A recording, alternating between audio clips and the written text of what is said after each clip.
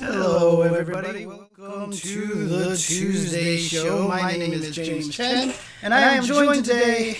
I guess I can't say as usual. I am joined today just by Mr. Tubaware over here. Echo, James. James, Echo. No. You probably have the stream volume on. Actually, that will fix the echo right there. No, it's just the way that I have it set up, so I can do RTX voice and stuff now. So it's all the way it goes. So yeah, yep, fixed it. There you go. Remember, this is a request by Casimir. Remember, he's the one who wants me to make sure that I use the RTX voice and all that stuff. Look, man, I asked you to do it a long time ago too. All right, but we talking to you can also hear the bzzz. Yeah, for sure. But dude, it's a pain to set up, dude. Like all the stupid audio stuff that I always have to do. That's why you make Casimir do it. What's that? That's how we pay Casimir the big bucks, so he can help you with that stuff. Yeah, but there you go. So hello everybody. Welcome to the Tuesday Show. Echo gone now. Hope everybody's doing well out there. It's an interesting weekend of fighting games. Lots of interesting kind of news announced over here. Lots of new stuff happening. Of course, Evo just finished this weekend. You can see here on this side? Yes. Okay, this side. Yeah, there you go. Nailed it. Yeah, Akira and Oro were released. Evo just finished. We're going to have our guest FGC Macho on the stream to talk about, his experience in fighting games and such, and, getting top 8 at Evo this weekend. Then we're going to do our UltraChenTV stuff and talk about a bunch of the new announcements that came out this weekend. Obviously, if you guys are wondering, David is out of town right now, so he cannot join us today, but that's fine. We got it covered without him, so there you go. Yeah, we don't need you, David, stupid face. Can't stop me from calling you a stupid face if you're not here. Oh my god. So anyways, I'm not going to be like that, okay? But let's talk about Akira and Oro without stupid face David, okay? Let's go to this first topic here. Akira and Oro have been released. They have been released on Sunday night. And came out, and a lot of people, as usual, have been experimenting with them and such. And have you had a chance to mess with the characters at all? I've had a long, stressful day, which isn't really an excuse to not have played Oro or Akira because they've been out for a few days. But the plan was originally I was going to play them, and then I realized, as I was doing the run of the show, that I would have to hook up my PS4 and re-download and install the game. And I was like, well, guess I won't be playing them today. That's about as far as I got with that. Okay. I've had a chance to mess with them a little bit in the last couple of days. I haven't got a chance to mess with them a lot. But so far, they are pretty interesting to me, very intriguing characters. And, what's interesting, and, there is a 5-5 matchup question kind of related to this, but, interestingly enough, as with Rose, as with Dan, I feel like they're being really, really kind of careful with these characters. They're trying not to do another Seth, maybe, okay. Both of the characters seem to have a lot of limitations. Like Akira seems like she was going to be this crazy footsie neutral heavy character, but outside of her stand heavy kick and crouching medium kick, I feel like her normals aren't they're not like Cammy or Karen, let's just put it that way. So I don't think she's going to be going nuts in those situations. Also, she's just fascinating. I thought she was going to be very straightforward, not going to have a lot of craziness to her. But as it turns out, I feel like she's surprisingly has a lot of room for creativity, especially with V-Skill 2, the air combo. So that's basically where I spent most of my time because I just wanted to do air combos all day. but it's Well, let me tell you wild. about a series of games, James. They're called Marvel versus Capcom. You'll love those. You should try them out sometime. Yeah, actually, you know what the craziest thing about it is? I went to go look up a bunch of information about Marvel versus Capcom, and there's all this terminology for that series of games that were created by this FAQ writer, like launcher and flying screen, and all this terminology that people still use today, from Yeah, someone who was an expert in those games back in the day, which is that guy was probably a nerd. he was he had to have been a huge nerd, dude. Had to have God. been. You actually look at his email address on those things. He's from UCLA.edu, Definitely a nerd, dude. Nerd. But yeah, no, I love air combos, obviously. And that's the thing is I thought Akira's air combos were going to be really, really like straightforward. Like the variety wasn't going to be there. But Yeah, dude, yeah, that's like a MMHS type situation. right. But you could do everything. You could do everything with You her can do air combo. everything. It doesn't even matter. And it's just got this weird system that whenever you chain, you bounce up a little bit to maintain the air combo. You can link things. It's like the freaking Guilty Gear Strive wall break mechanic. Like it How literally just so? has a system by at which after you hit them a certain number of times, there's like a little purple flash where they just become invincible and you can't hit them anymore. So Huh. you can All right. there's two versions of it, right? There's the high one and then there's the target combo one. People are saying my volume is low compared to You Tubo. sound fine on my end. All right, let me drop this one a little bit. Again, this is Casmer's fault. He's the one who's been telling me to drop my volume here. So uh but That's, can confirm. also I'm probably a little further away from the microphone than I should be. But the thing about it is like when you're in the air combo, like I'll do light, medium, heavy, like jab, strong, fierce. And it's like one Right. jab, strong, fierce, and then heavy kick, and I can do 4 hits, and then they flash purple, and they're invincible now. But if I do light punch, medium punch, heavy punch with a delay between the two, in between all the moves, they flash purple on the third hit instead of the fourth hit. Well, that's because you didn't do light punch, medium punch, light kick, heavy punch. That's how you do the infinite.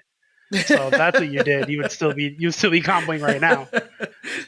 Yeah, it's weird. Like it's the system is more complex. If you do the high one, the raw launch, you could even slide left and right in the air like a Marvel super jump, dude. Like it's crazy. And Daigo has some crazy uses. Her V Trigger 2 has some crazy uses. She's a lot more complex than I thought she was going to be. Because you remember during the preview when we saw it, our comment was like, yeah, she's going to be the straightforward She character. looks straightforward. Yeah, she She's looks going real to be simple. easy to figure out. But I actually think she's kind of weird.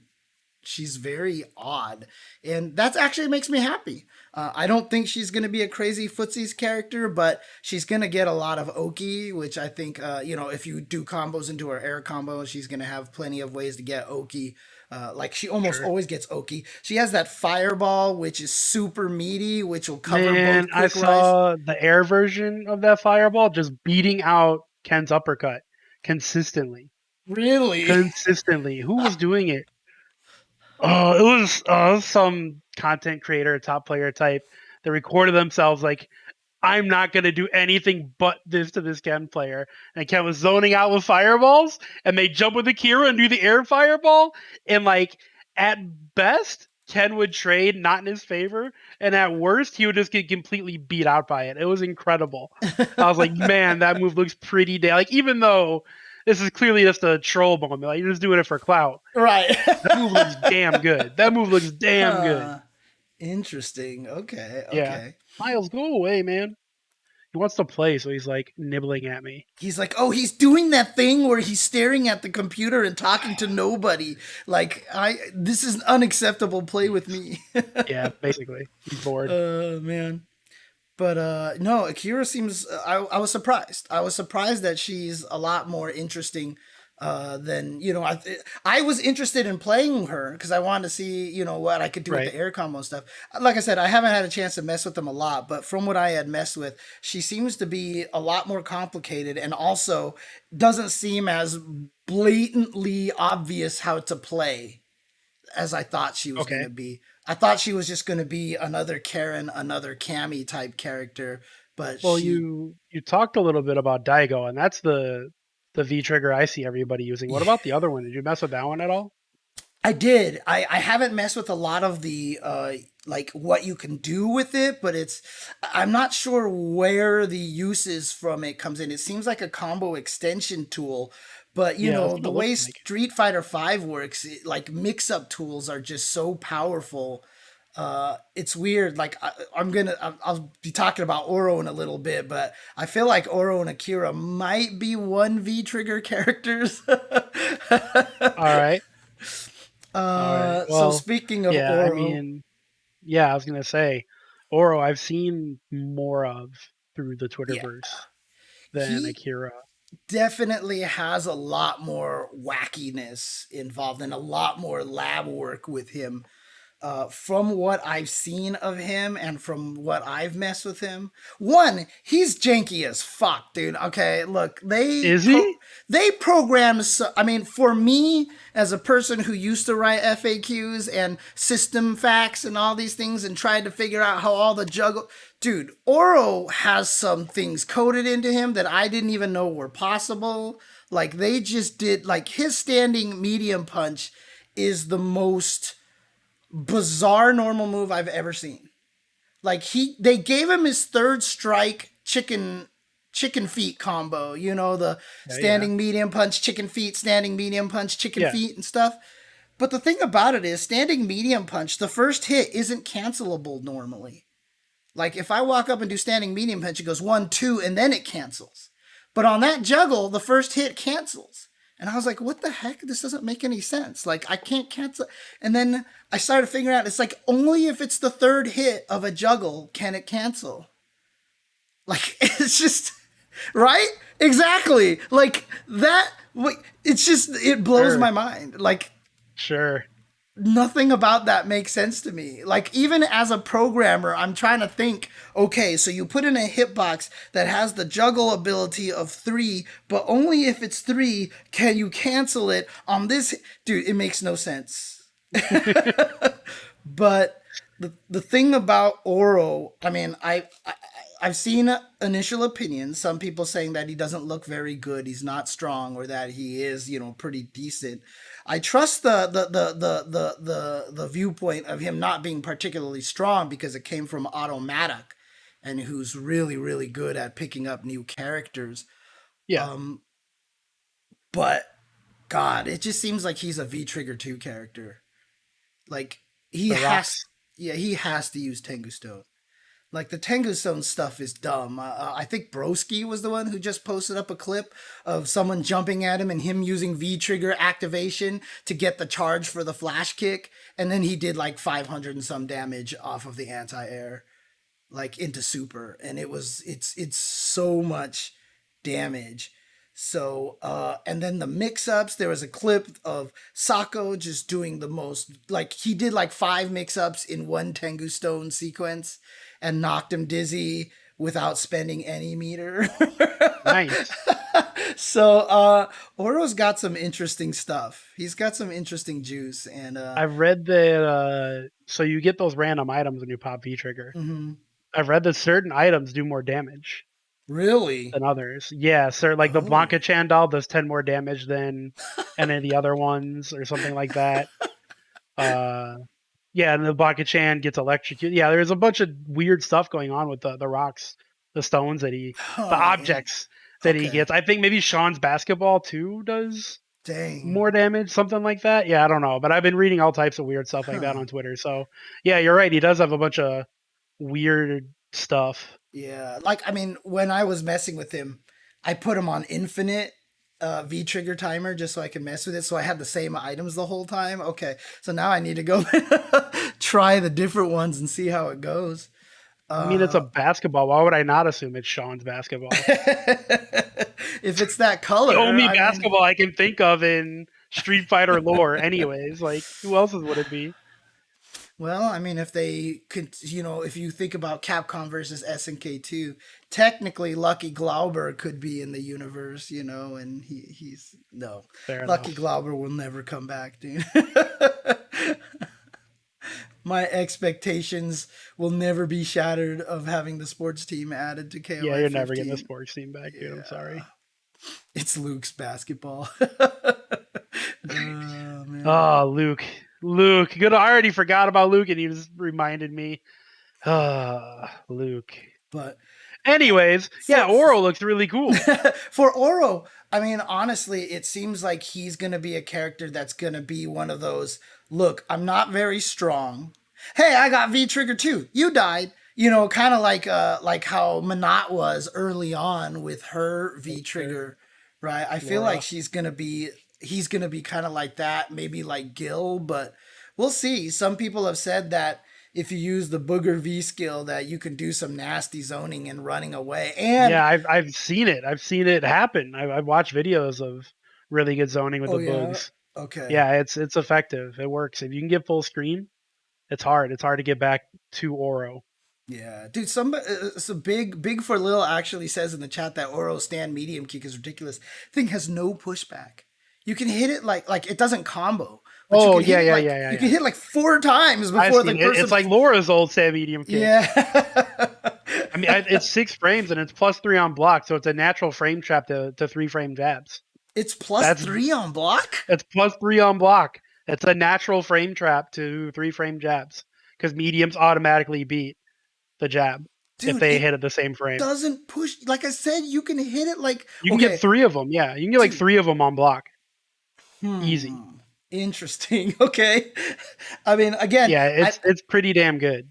I feel like he has a lot of space to be explored, and he's going to be one that's really interesting to watch out for. But yeah, we'll see how he goes. Like I said, I've seen stupid Tengu Stone stuff, and he just seems like it's ridiculous. But the turtle is awesome. I love the turtle so much, and that actually makes me care about Oro. So. I've always liked Oro. I think Oro's a cool character. And from what I've seen, he looks really cool in Street Fighter V. I don't feel like they took anything away from him. Like, did they take anything away? Really, it feels like he's very complete from Third Strike. Well, the hardest part, honestly, is that the overheads are all gone. Oh, okay. His standing Well, heavy punch used to be an overhead. His universal overhead, which is towards medium kick, is no longer an overhead. Although, so Oro could be, he used to be able to use his universal overhead better than any other character as meaties to get plus frames on it and combo off of it. Dude, normally it's -2, but you can hit it even without a meaty just by spacing it so that it's like +5. Like you can get it so meaty, so you could definitely all right. combo off of it.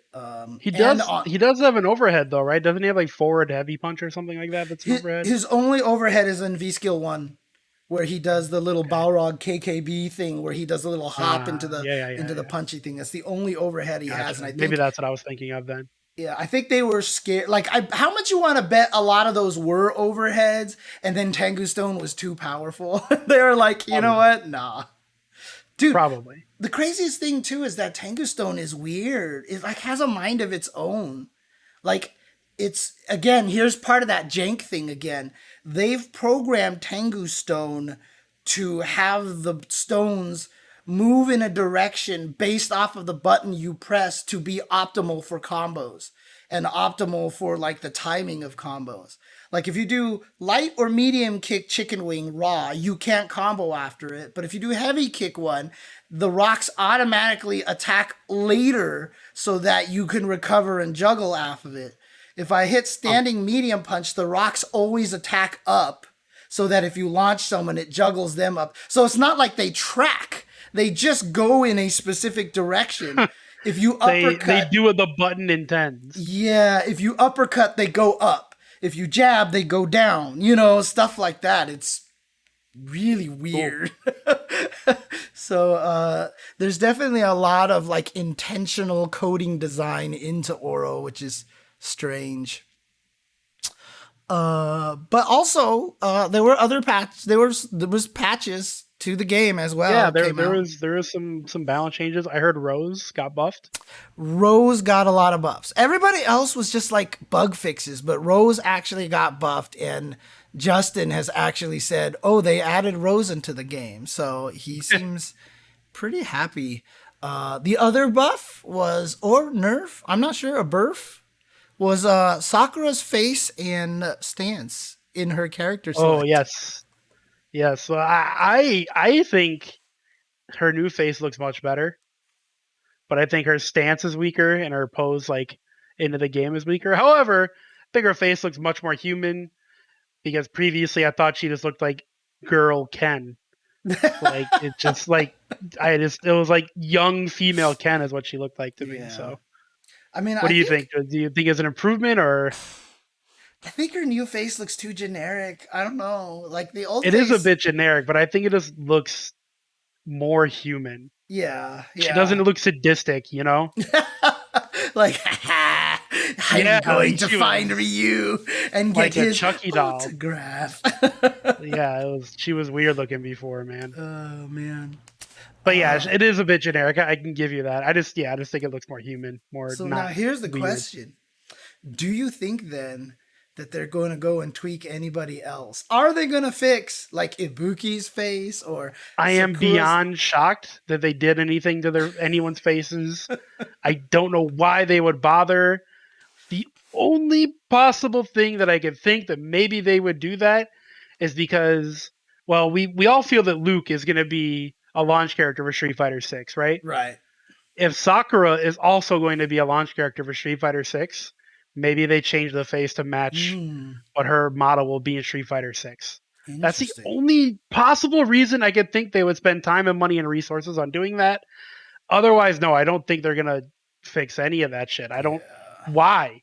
Why would you do that now? That just seems like such a waste. I mean, I feel like it would be a cool way to like, hey, look, we're trying to make a very polished final product. So, fix Maybe. Alex's legs, fix Sakura's animations, leave Ken's face exactly as it is. It's too late. Oh no! Please fix it. I think it's a, I Please think fix it. it's That's my too favorite much of Street a Fighter meme now. character.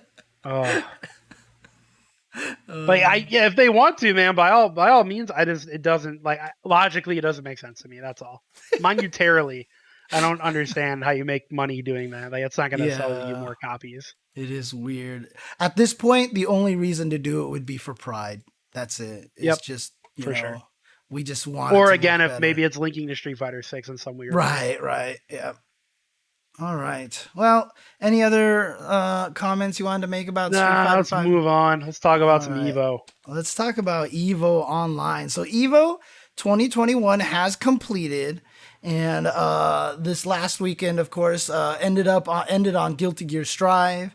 And so, Yep. just kind of want to talk about a little bit about the results, some interesting things about the results here. So, Guilty Gear Strive closed it out, which obviously was the main game of the year. In North America, Hotashi took first with Nagoriyuki, and Sonic. I don't even play this game anymore. Fox got second place with Leo. Jonathan Tene with Soul in third, and Lord Knight with Milia in fourth. Macho, who we'll talk to later on in the stream, in fifth place with Zato. But if you look at this, then was May, Ramathal, Soul.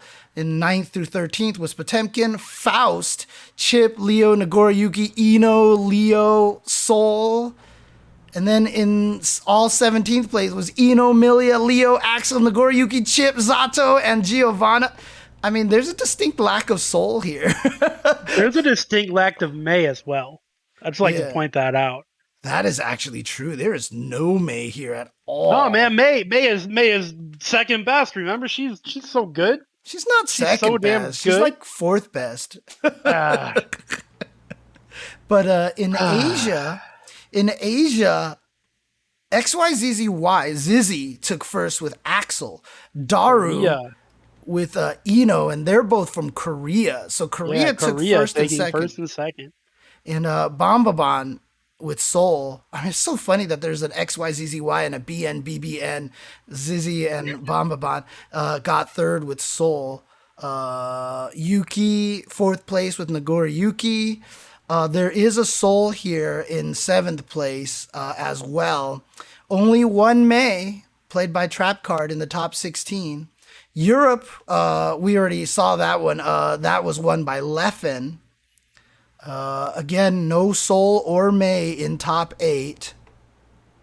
Latin America was won by Trema with Chip and Mike Saftig with Seoul in second place.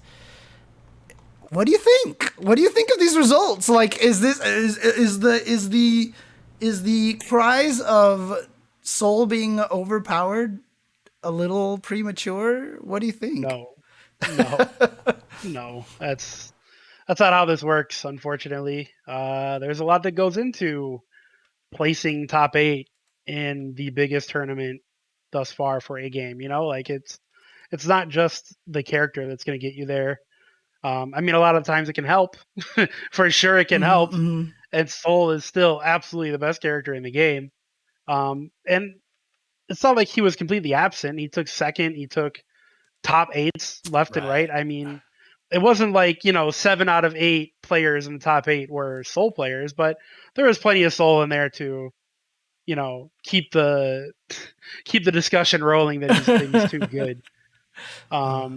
Also, in the Asia region, there's a lot of like Axel players and things like that that can give Nagori Yuki, they can give Soul issues. Interesting. I think the characters that you run into in bracket affect a lot, when it comes to matchups, if that character can succeed or not. Yeah. And yeah, everybody's in the chat talking about XYZZY. XYZZY is insane. Dude, So strong. did Very, you very strong. see the XYZZY Bomba Bomb match in losers Yeah, finals? yeah. That is like one of the greatest Evo matches that I think I've seen recently. Yeah, he played out of his mind, and obviously is a very strong player. So, no, Soul is still the best, and I hope that on the 27th he gets nerfed and not into the ground. I don't want him erased, but Right. just Far slash. normalize him a little bit. Far I slash. don't like using that. Yeah, something, man. I don't know, man. Just take away something. Jeez, he has everything. It's like I said, But he's the only yeah. character with a plus on block far slash. Like I feel like it might have been an accident, and honestly, like or just Daisuke's vision, as people keep joking. But honestly, that's it right there. I feel like that's what they need to fix. It's just the far slash and see how it goes from there. Just make it -4 on block, so it's tied with Giovanna's. He can still frame trap with the heavy slash, but now he can't just do far slash, far slash, far slash, far slash, far slash all day, And if you block it, it's your turn. Yeah. I think that's good. Yeah, I mean, like I said, I at this point, I just want something gone. They can change far slash, they can change air bandit bringer, they can, fucking make 5k 4 or 5 frames, whatever. Like do something. Just give me anything. Right. Do you feel like anybody else should get any? Well, we've talked about this a little bit last week, so let me just move on. Mortal Kombat. Just want to mention that Ninja Killa took North America. Jukes it was in second. Ninja Killa, of course, doing it with a whole array of characters, full auto. Third place, Hayate, fourth. Etc. Sunio doing work with RoboCop. Yeah, we don't have David here to talk about Sunio's RoboCop or XYZZY's Axel. Right. Hold that, David. This is your week to shine, and you're busy doing other stuff. But that was the results for Evo. What did you think of the stream overall, though? What did you think of just the whole production? Obviously, last week we talked about some of the issues with the Latin America Guilty Gear and stuff. What do you think? Was it better this weekend? Was it worse? Are there lessons to be learned? The only top 8 that I watched from start to finish was Guilty Gear. Okay. Any other time I pretty much had it on in the background. I was mostly listening to commentators and just, just doing my homework. Shout out to Sharpie, by the way. She was incredible on Skullgirls. That's awesome. But But yeah, as far as Guilty Gear Strive went, I think the production was fantastic. I thought it was hilarious that Tasty Steve had a mic on his head and in front of him. That was really funny to me. Yeah, exactly, just like you, James. Those are immovable, right? Yeah, you can just Okay. I'm making sure I wasn't the fool here. Okay. yeah, you can just take Um, this off if you but yeah, want I to. thought that was really funny to see him just let it rock with a double mic. Um, Tasty Jam was great on commentary, obviously the old pals, and Yeah, it's then always good to see them close out. I mean, yeah, everything ran really well. I mean, we had the long esports breaks, but we would get that in the real experience even before yeah, there was long esports breaks, anyways, because players got to sit down and plug in their sticks and blah blah blah. So that's whatever. It is what it is. Um, yeah, I thought everything as far as production went and the commentary and the matches, all that was great. I guess my only issue is the very obvious is that it's online and it doesn't really feel like Evo, you know? yeah, yeah. Rachel in the chat, I did not report to my pool. I DQ'd. Uh, my girlfriend actually got hired finally um, for the school district that she's in now. Oh, So we were cool. hanging out and celebrating that on Saturday. Nice. Uh, and also, I didn't want to play PS4 Guilty Gear. And also, I didn't want to play 2 out of 3 Guilty Gear. So I was like, all these reasons are good reasons to not play in this tournament. Oh man. So I was one of the like 1,200 people or whatever they got Right. DQ'd. I'll be one of God. them. That's fine. Yeah. But yeah, like I was saying, my only thing is that it sucks that it's online and that it didn't really feel like Evo in that Yeah. regard. Like it's not in person, and the advertising and the lead up to it, and maybe even the fact that it's spread over 2 weekends really just kind of kills like the Evo vibe for me. Hmm. So it was nothing that anybody could have done to change, I don't think. Like it's impossible to feel like Evo when it's not actually Evo, and it wouldn't be any Yeah. different for any other tournament. It could be Combo Breaker or CEO or Final Round, or if I'm not there, it just doesn't hit the Dude, same. I think Giuna put it best too, and when he was talking about that XYZZY Bomba Bomb match, where he basically said, "God, I wish this was live in front of an audience." Because like if it was, like the room would have been screaming, like there just would. I was watching it at 6 a.m. and I was almost screaming in my house because of just how crazy that ending went. It was so like it was just that was a match that I wish we could have seen the human emotions and seen the player reactions on the stage and heard the audience roar and stuff. And it's just, yeah, it's not the same. And, like you said, it was awesome to have Steve and Steve back on the mic. I will selfishly say that I'm always sad that when I don't get a chance to close out Evo because, I always like to tie the whole thing together, back to And cry on FGC, camera in front of the whole damn cry on world. camera. And, honestly, just because, I always try to wax nostalgic, wax not nostalgic, but, wax poetic about how good fighting games are and how much fun they are, and just put a nice little punctuation on the event. But I don't know if it Well, was some of online. us weren't even hired to do Evo, so I say boo-hoo to you, sir, who got to do Evo. Fine, fair enough, fair enough. But obviously, I hope they do look into a lot of stuff. Some people were complaining about seating, but I know seating is hard. They tried their best to do that. Regions need to be looked at. They need to think about north, south a little bit more carefully. Yeah. They need Not to use a just east globe. I west, think David would tell them to get a globe, not a map. That was a mistake not they the made. Mercator map. Yeah, exactly. Yeah. But there's a lot of things to look at, and again, it's their first try, and again, like literally run by like the 10-0 crew. It's not like they had like, and a lot of people I think suspected that Sony was like, now that we're in charge of Evo, here's $10 million to run Evo online. Like that's just not happening. You should have, damn it. Yeah, it's But yeah, not. correct. It's That's just not how not. things work. Well, I should say not all Tenno and a lot of the staff, the usual staff that was doing a lot of work. All the names that you saw at the end of there, but again, it's not. It's a small group, right? Like, yeah, there's a lot of names in that credits list, but that's not a lot of people. Like, people were saying Yeah, they should have streamed all the pools.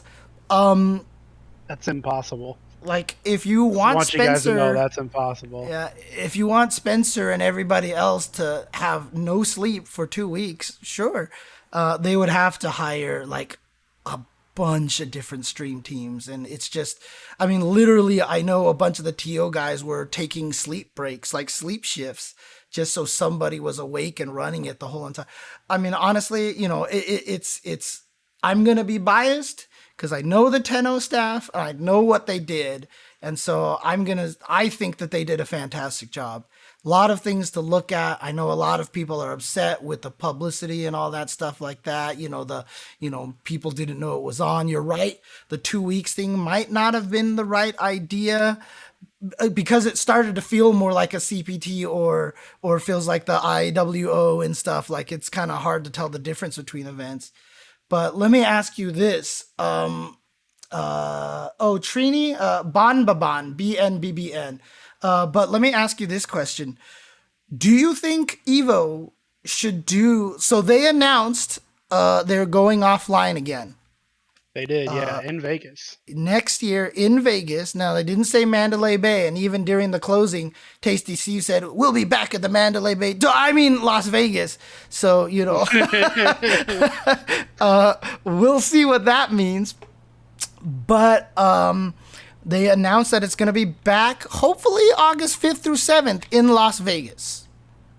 So hopefully we'll see it return. But do you think But Evo should run an online, maybe leading up to that event again next year for maybe some games that aren't main games? Like, let's say they don't make Fighting Herds a main offline game, but they make it a main online game. Do you think they should do that? uh yeah, I don't see a problem doing that because there will be an actual offline Evo. There'll be a very clear, distinct, this is real Evo. This is the thing that everybody gets hyped for every year. That wasn't as defined for the online warm up stuff. Like, that was people, so many people legitimately were going Evo chat to be like, oh, I thought Evo already happened. Like I thought this was over. Right. So yeah, I think when you have the actual offline event and you have like real Evo, for lack of a better term, then absolutely you should do that. I mean, that's just it's good. It's good publicity to lead up to Evo, and B, it's a good way to show that with new ownership, we still care about the community. We still Right. care about games that aren't going to be at our main event. We still want you guys to have something. So I do. I think that's a good way to put their foot forward. I don't see any reason for them to not do that. Okay. I mean, I see some people saying that it might dilute it, but with the offline one, might put more attention to the online events and such. So, yeah. But I mean, it'll just be great if, I mean, please, guys. I know I closed out Saturday, and obviously got a little flack in the chat for this because of the anti-vaxxers out there. But you know what? To hell with them. I was saying, like, please, let's social distance and all this stuff. Let's get back to offline events, man. Please. Like, I miss that stuff so much. Dude, I miss that stuff so Yep. much. And let's get Yep. back to an offline Evo again. Please, please, please, please, please. Let's I do it. at least once a week I have a dream. I have an FGC dream every week where we're Yeah. all back at an event, an undisclosed event. It doesn't even, like, the event in my brain doesn't matter. It's basically I see myself in a ballroom with everyone else there, and people are just coming up and so happy to see me, and I'm pumped to see them, Yeah. and like every week I have that dream, Dude, and that's just, brutal. geez, man, That's it brutal. sucks. It sucks. I wake up and feel terrible every time. Oh God, I would feel awful. God, I I do do every not, single time. dude. I But do it's, not. what can I do? I can't control my dreams, at least not to that extent. Oh, So yeah, please, guys, wear a fucking mask. Get your yeah. vaccination if you're able to. Like, it's real simple. And we have about 3.5 minutes here, so I'm gonna do a kind of an Ultra Chen 5-5 matchup question here for you. But Okay. I've seen a lot of people being really happy that they won an Evo. Now, Yeah. considering that the November event is still going to happen where all the regional winners are going to come together and play, do you Yes. consider these players as people winning Evo? Do you consider XYZZY and Hotashi as official and Leffen as official Evo winners, or do we have to wait till November to find out who official is an Evo? Or do you think this year just isn't going to have official, like there's always going to be an asterisk next to the names for this year? I'll answer it this way. If I was a top player that was the type that was usually top 8 or winning majors, and I won this Evo, I would not consider myself an Evo champion. If I myself made top 8 in this Evo, you would have never heard the end of it. I would talk so much shit. I'm the best player on earth. I'm a top 8 Evo finalist. However, if I expect this of myself and I saw all the disqualifications and I saw all the big names that just chose to not play, Right. and I realize it's online, I would have trouble considering myself an Evo champion, but that's just me. Right.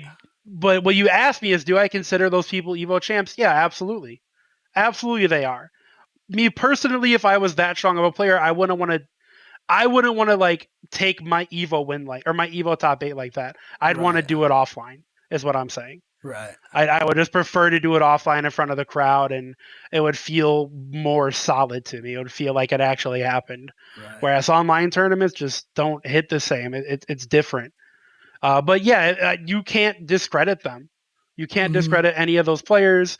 Absolutely, they're Evo champions, and if they say that, yeah, I'm an Evo champ or I'm an Evo top 8er, of course they're an Evo top 8er. Of course they're an Evo champ. Like I'm not the one to try to like throw an asterisk on or take away from players who have earned something.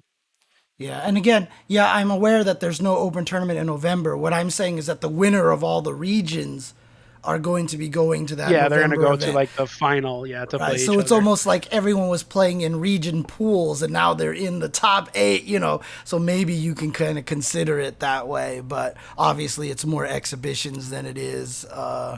Like it's not like a continuation like poker November 9 kind of thing, right? So right. Okay. All right. Anything else you wanted to say about? Oh, that's right. There was one other thing actually to talk about. Yeah. Just real quick before we go to break, somebody had noticed this morning that Evo was changing their payout structure that nobody was told anything about. So there was a little bit of an uproar. Then the Evo official account tweeted that they're working on it. Don't worry about it. And then Markman tweeted out, we are not changing the pay structure. It's going to be exactly the same as we announced it. Don't worry about it. So that was just to clear that up for everyone real quick. There's no Evo payout issues, at least not yet. Everything, as far as we know, is on track. So look, I mean, I will say this. Poor Rachel. I will say this though, obviously with the change of leadership of Evo, there's a lot of questions involved. But as long as someone like Markman, I think, is involved, who always does his best to look out for the community, as long as Seglia is involved, Tenno is involved with the production and stuff like that, as long as we have a lot of good people like Andres and Rachel, helping run a bunch of the things like that, I have faith. I have faith in next year's Evo. Obviously, there's a 5-5 question about it. If you want us to talk about it, vote for that one. But there's probably going to be some changes, but we'll see how it goes. So, yes, sir. All right. All right. So let's take a break. When we come back, we are going to have FGC Macho, top 8 Evo North America Guilty Gear player. Or was he? What? Oh, yeah. Asterisk, top 8, right? Exactly. So we'll be right back, guys. Don't go anywhere.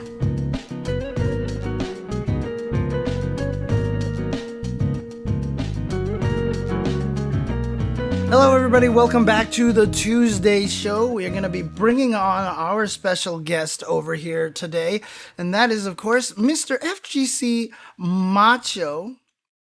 How you doing, sir? How's everything going? How's it going? Doing well. Thanks for having me on. Right. So, I know you play lots of different fighting games and such, but, in the tradition of what David usually asks, as you can see, he is gone right now. It's just an empty courtroom in his place. He always asks this to everybody. But before we talk about any of these games and your Evo experience and stuff, how did you get into fighting games and what kind of drew you into the community? So fighting games have been like my favorite genre of video games since I was like 3. I remember having an N64, and I had WWE No Mercy and Fighter Destiny 2. You can look up those games. Those would make great mystery games, let me tell you. I'm 100% sure Fighter is Destiny has been a mystery game. Yeah. I've seen it. And yeah, I mean, ever since I was like a kid, I played all like the traditional games people did growing up, like Pokemon and whatnot. But like fighting games always like drew me back. Soul Calibur 2 was like a big fighting game in my childhood. Like I didn't even have anyone to play against, but I just played it, played solo. Yeah, all the time. Dude, there's so much good one-player content in that game. There is. There's so much good one-player content in Soul Calibur 2. I lucked out that, like, as a naive kid who didn't know anything, that was like the fighting game that really hooked me in. And then, fast forward years later, come like 2010, 2011, I saw like Marvel 3 was coming out. That was releasing, and I'd always seen like Marvel 2 in arcades, and like I never knew anything about the series other than like the characters. And whenever I walked by, I just saw the game was like, there was so much stuff going on. I'm like, that's so cool that like there's like so much flashing lights. And like there's beams that cover like the entire screen. I'm like, that's sick. Like I want to throw like a huge beam at my opponent.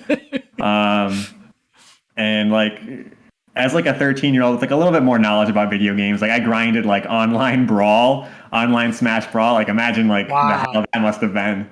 Sorry.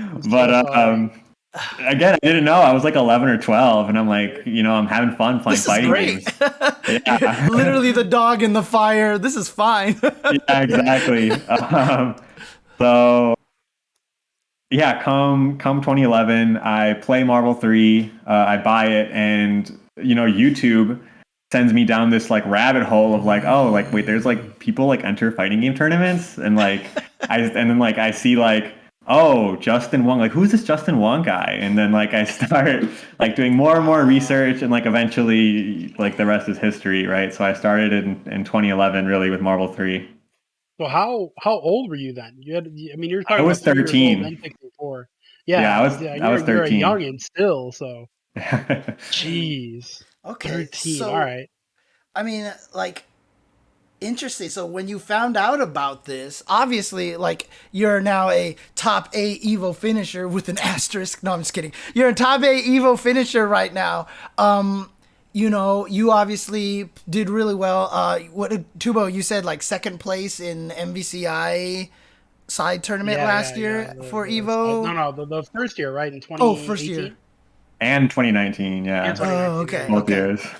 So, like, what was the motivate? Like, how did you get so much stronger? Like when you started, were you already surprisingly pretty good, or did you have the same experience that so many people have told on the stream, which is, yeah, then I went to a tournament and I went 0-2 and got body,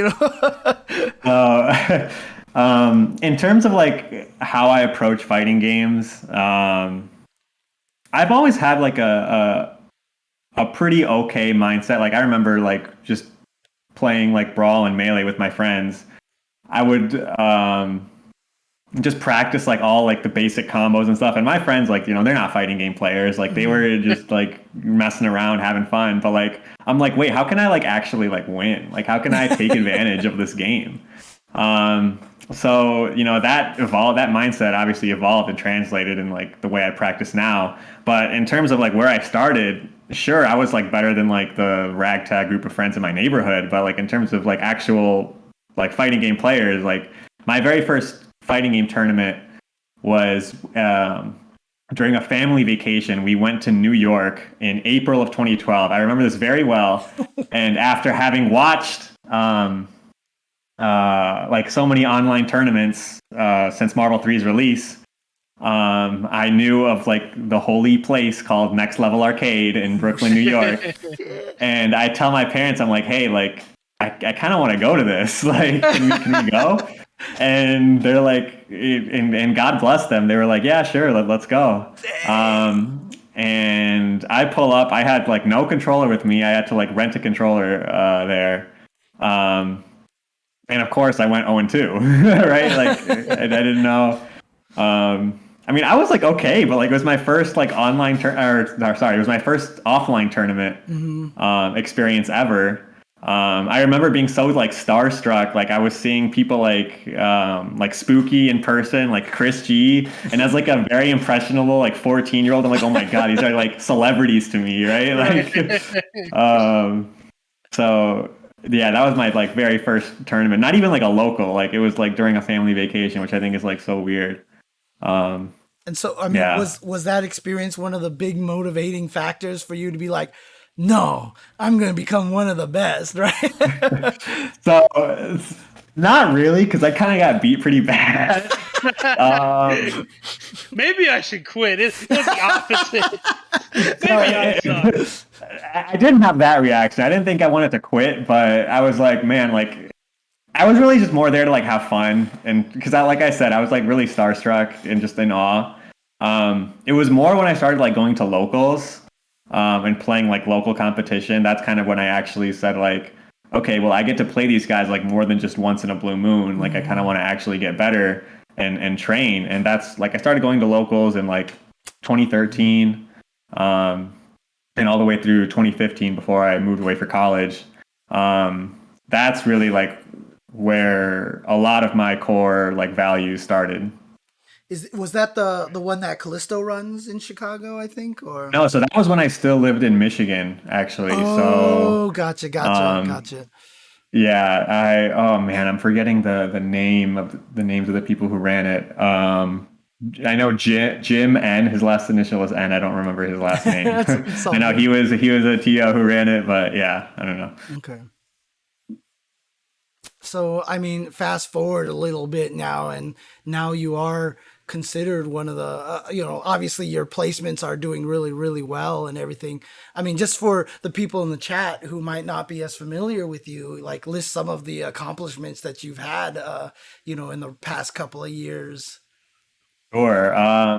Well, most people will probably know me. Well, maybe now most people know me from this top 8 from Strive, but before then, most people probably knew me from getting second at EVO in Marvel Infinite 2018 and 2019. I've gotten a good amount of top 8s at like regionals.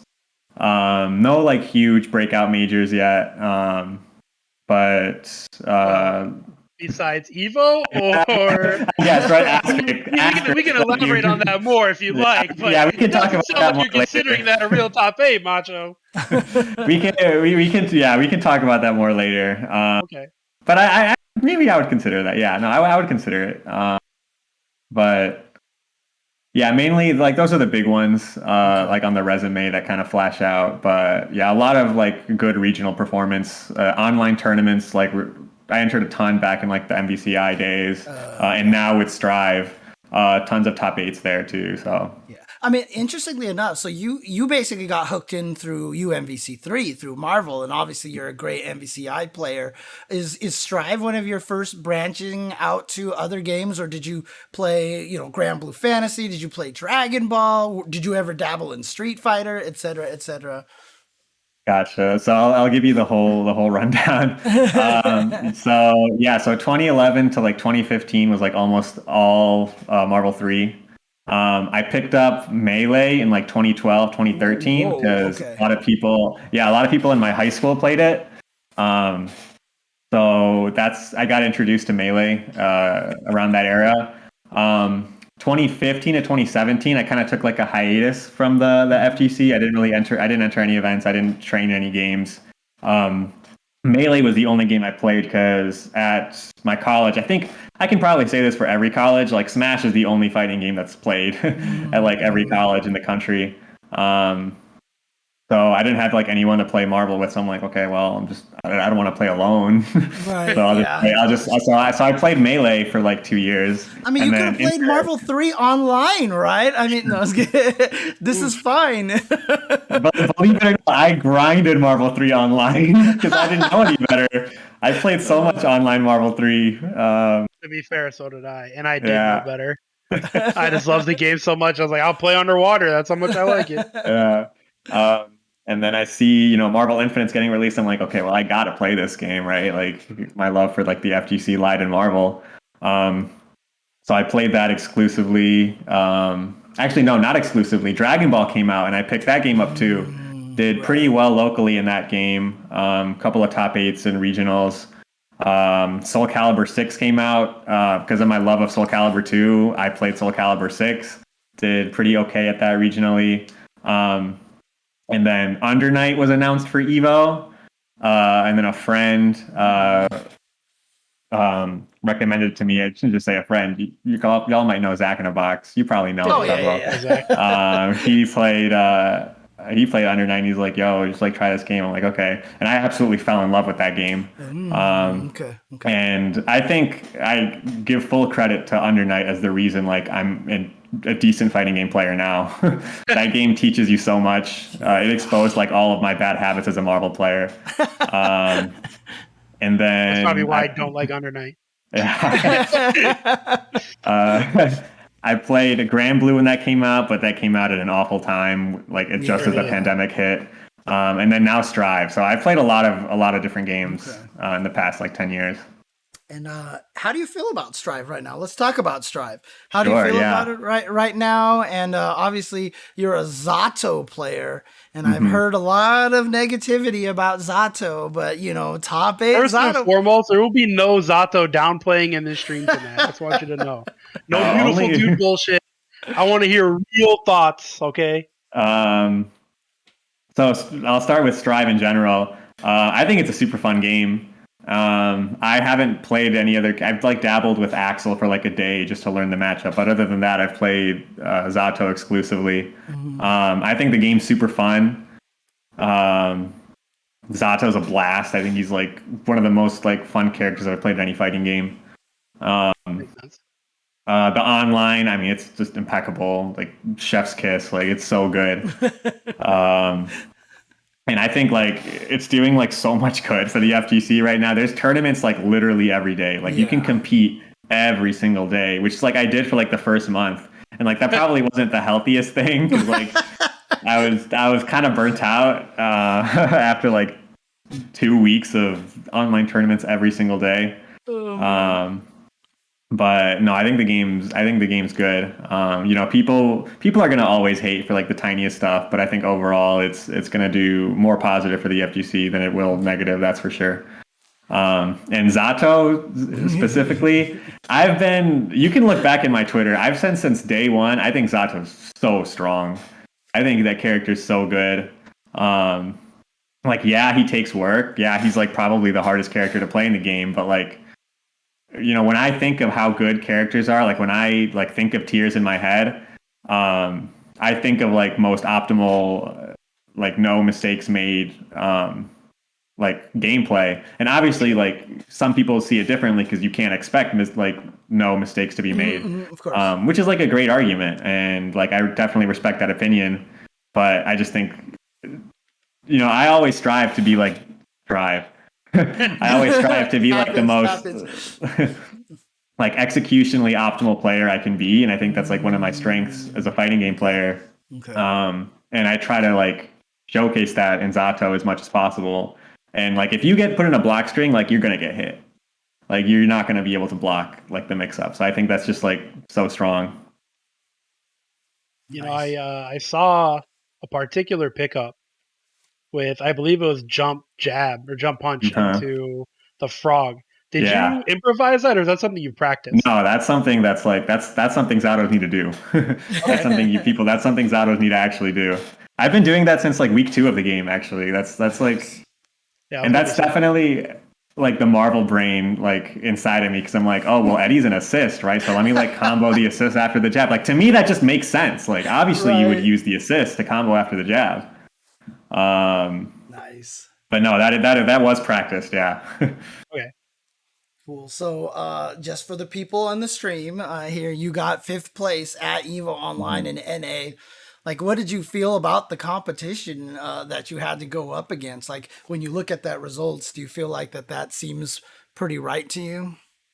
Yeah, so a lot of people felt very I'm going to talk about Evo in general. They have there's a lot of mixed feelings about like Yes. Yeah, yeah. Evo in general. Absolutely. But from what I've been hearing, and I kind of feel this too, in terms of the competition, Strive NA felt real. Like it definitely felt like a real tournament that people cared about. All like for the most part, like all of the top players in NA entered. I can only think of like a handful that didn't.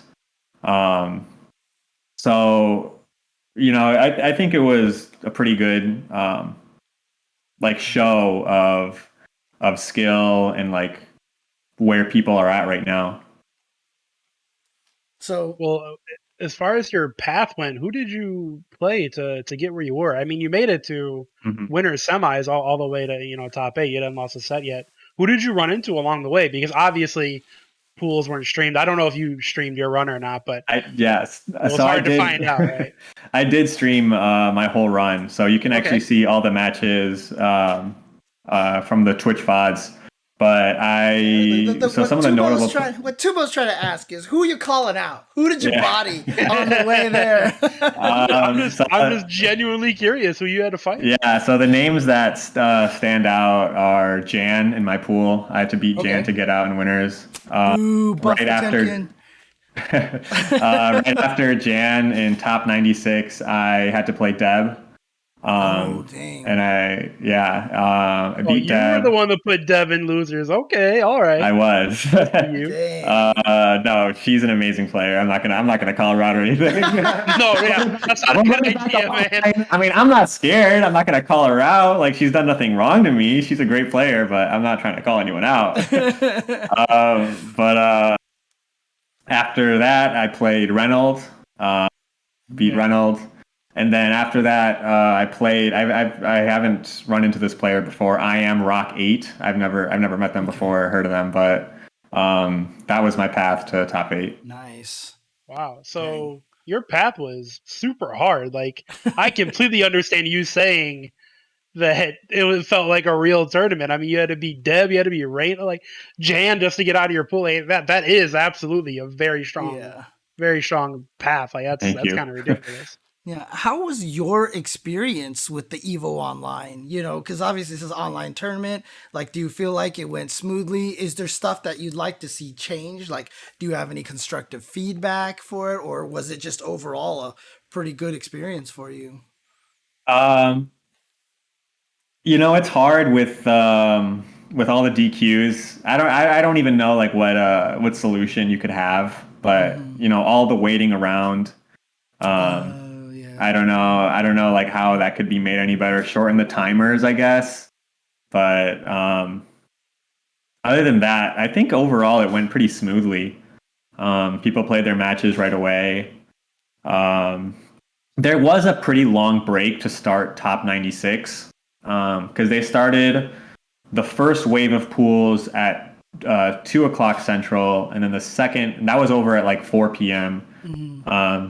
And then they started the second wave at 5, and that was over at like, I don't know, 7. Okay. And then top 96 started at like 8, something like that. So the people in the first wave had to wait like 4 hours between. Yeah, that's rough. So it was like a long wait for them. I kind of got lucky that I was in the second wave, but I don't know. Can't just run to the slot machines or the blackjack tables. Yeah, right. Oh man. Okay.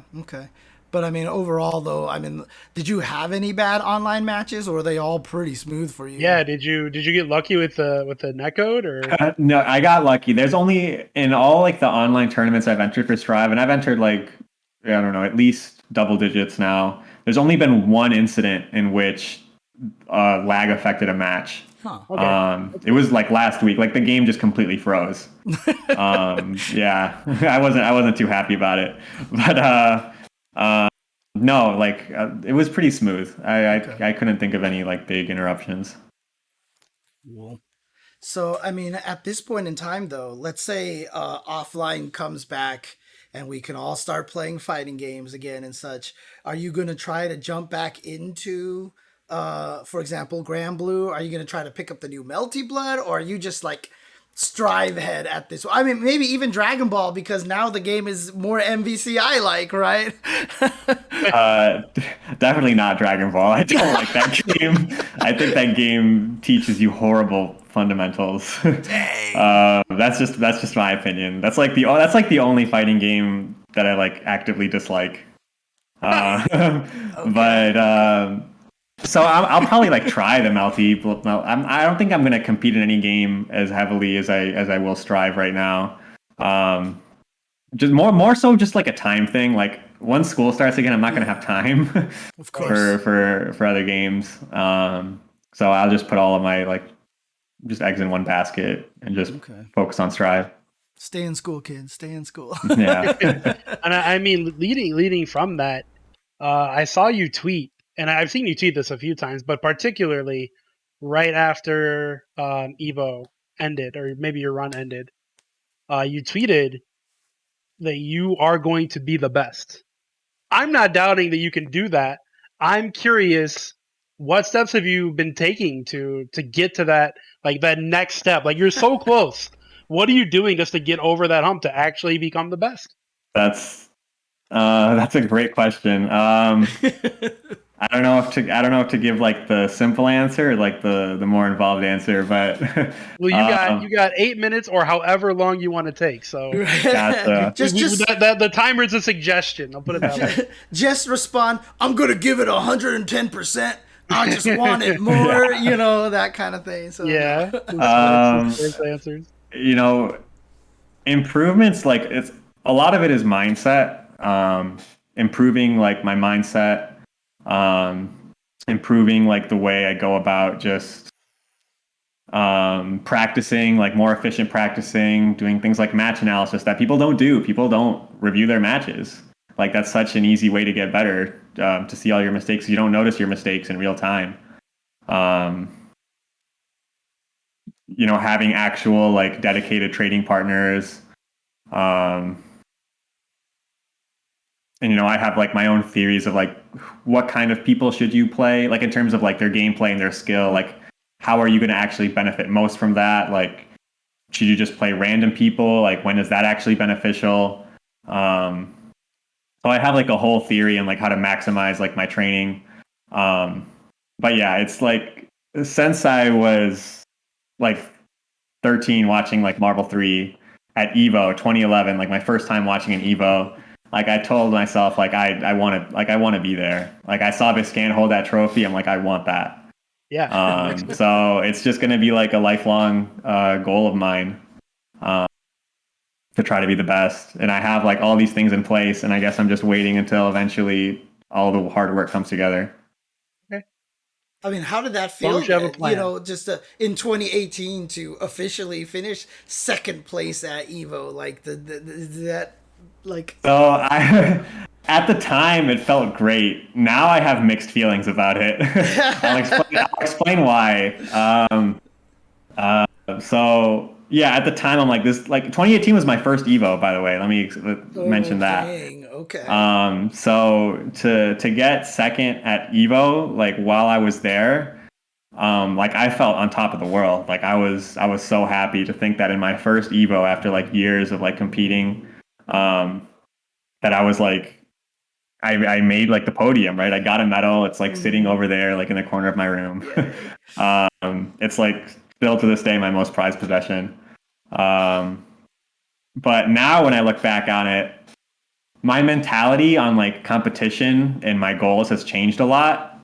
And while I was there, I was just like happy to be there. And I remember going into grand finals thinking like, man, I'm so happy I got top 2. instead of like, oh, I want to win. Right. Like that wasn't my mindset back then. So like looking back on it now, it's bittersweet because I know that like I could have won if I just had like a better mindset. So You turned into an Asian parent? Man, second place is not good enough anymore. Dang, okay. I'm gonna be scared for your kids, man. You're gonna get Oh man. But again, like that's my goal, right? That's the expectation that I set on myself. So Right, of course. yeah. Did that final mean more to you, considering you're playing the mirror match against CJA?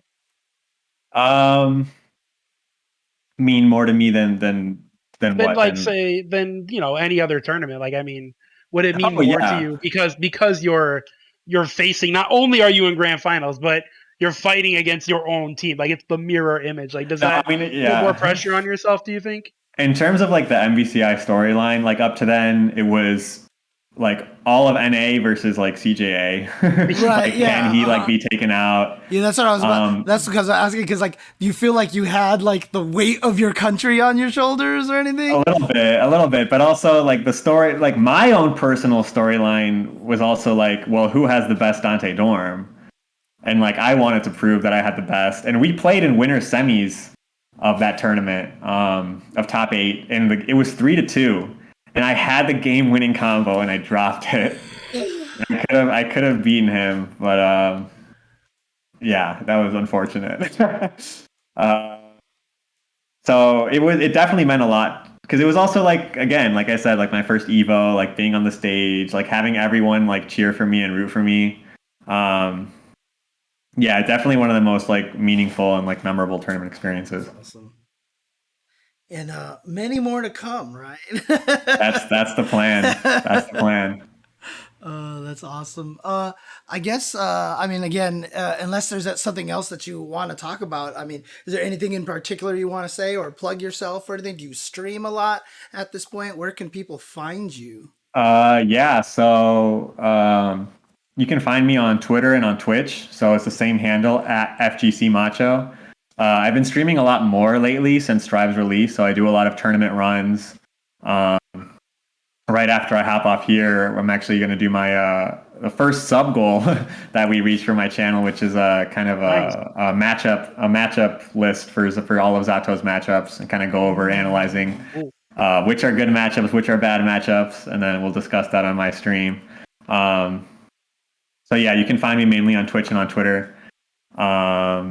Also, shout outs to Midwest Movement, the clothing brand of Zach in a Box. I like to represent and rock him. So mwmapparel.com. You can get some great merchandise. All the Big Chillin' t-shirts that you've been seeing floating around if you enter Midwest tournaments. Those are all his brainchild. So definitely go check those out. Shout outs to like my friends and family. Mom, Dad, Eric, hi. Couldn't be here without you guys. Yeah, that's about it. Tell your boy Zach we should collab. Let's get the Tupperware t-shirt going. There you go. Midwest repping. One buff Versato in this upcoming August patch. What would you buff? I'm not gonna get egregious with like the buffs or anything, but I think he needs just quality of life changes on 3 normals. His 6P, make it hit a little bit higher and make it hit a little bit faster. Make 2H have a little bit further horizontal hitbox on like grounded opponents, because you'll be right next to them and it just whiffs completely. And then make 5H also a little bit more horizontal distance, and that's it. Okay. Do that, and I think he's like so good. Nice. And yeah. Then, I asked this to everybody before they leave the stream, of course, which is where did Macho come from? Oh my where God. did the nickname go? No, it's not that involved. It's just a really dumb story. Okay. You don't have to tell it if you don't want, or you could make something up if you want. No. I'll say it. There's nothing like bad about it. So my tag before Macho, so I shortened it when I got back into MVCI. My tag used to be Macho Mexican. That used to be my full tag. back in the Marvel 3 days. And the way that came up was I was making an AIM account back in middle school. Dang. And back in like 2008. And I was like the only Mexican kid at my school. So, and I was like the new kid in middle school. So that was kind of like my identity for like a little bit of, Right. and so nothing, it wasn't like bad or anything, but that was just like, I just kind of stood out as that. So I was like asking a friend of mine, like, hey, like, what should my like AIM screen name be like? And they were like, I don't know, Macho Mexican. And I'm like, okay. The rest was history. All right. Yeah. The rest Once is history. again, another name where someone actually didn't pick it themselves. Yeah. That's awesome. Well, thanks for stopping by, and congratulations again on your top. Thank you. See, look at this. Are they going to send medals out to any to this online players? I'm not sure. They're not. I asked. They're not. Unfortunately. Okay. Damn. So that's another strike against. Is it real or not? Yeah. Whack. No medal. Right. Asterisk. No, just kidding. No, but that's awesome though. Congratulations again. Thank you. Hope you're gonna get a even better FGC moment for yourself in the future. Thank you so much. All All right, Macho. Thanks for coming on, homie. Of course, my pleasure. Yep. Later, dude. Right, so there we go. Thanks, Macho, for coming on here and repping that Midwest. Mid-best boys.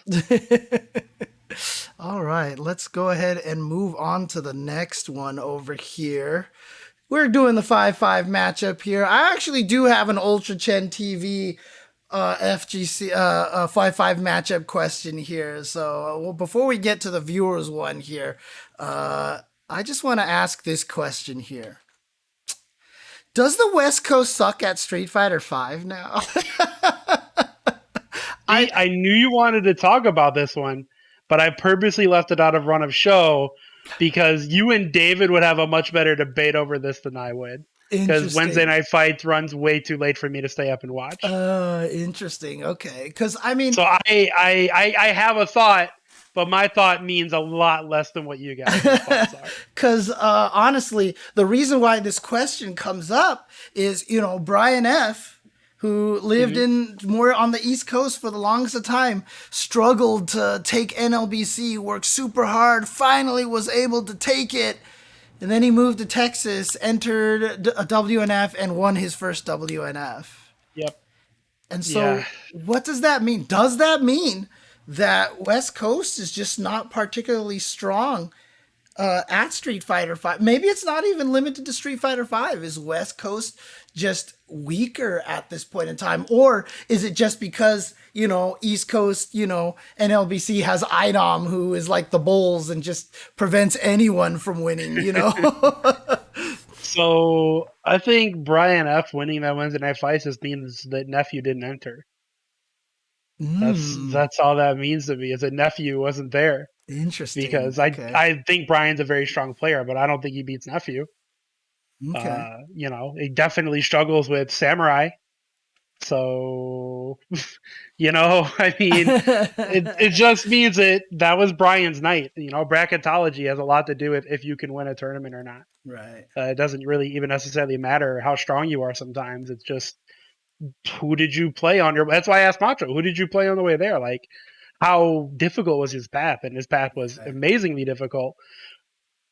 Sure, maybe it means West Coast is a little bit weaker than East Coast, but I don't think there's any tangible proof of it just because Brian won his first week there. Like, he's a super strong player. Like, of course he has a chance to win. Oh, man.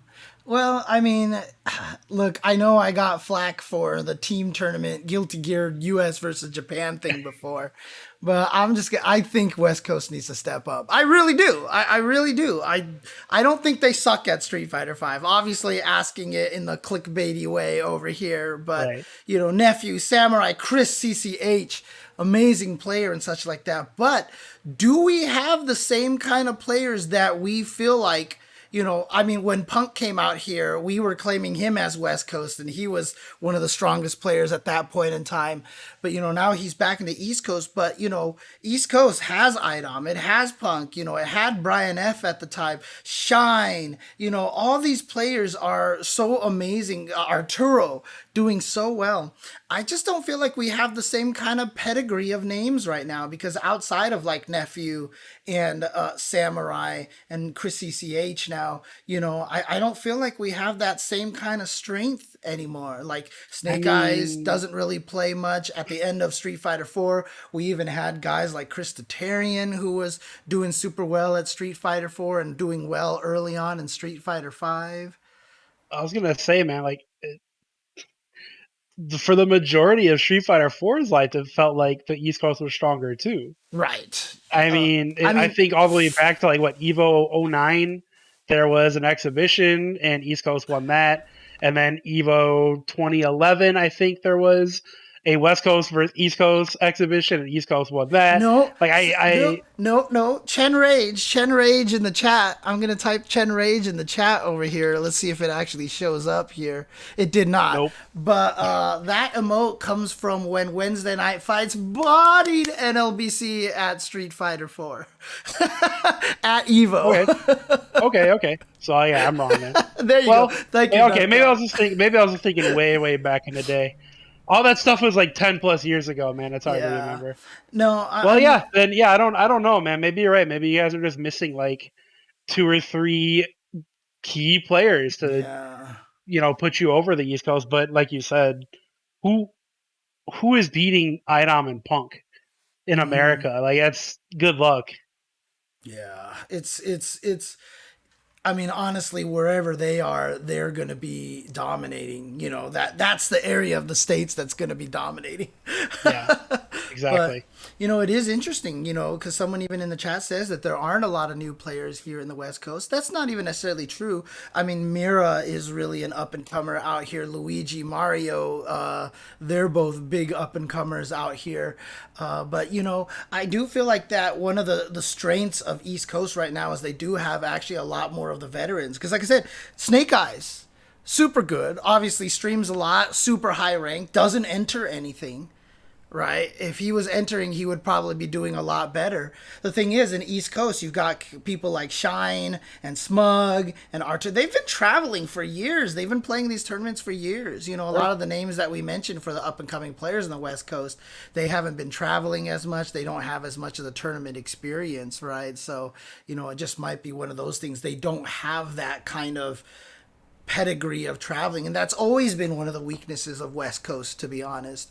When Commander Jesse first started traveling, he was doing well, but he needed that traveling experience kind of thing. So I mean, what else really sucks for West Coast players is how can they travel for the past 2 years? They can't. Right. It's like that stunts your growth so much, like you're saying, and you can't travel, and the online isn't the best in Street Fighter 5. So what do you do?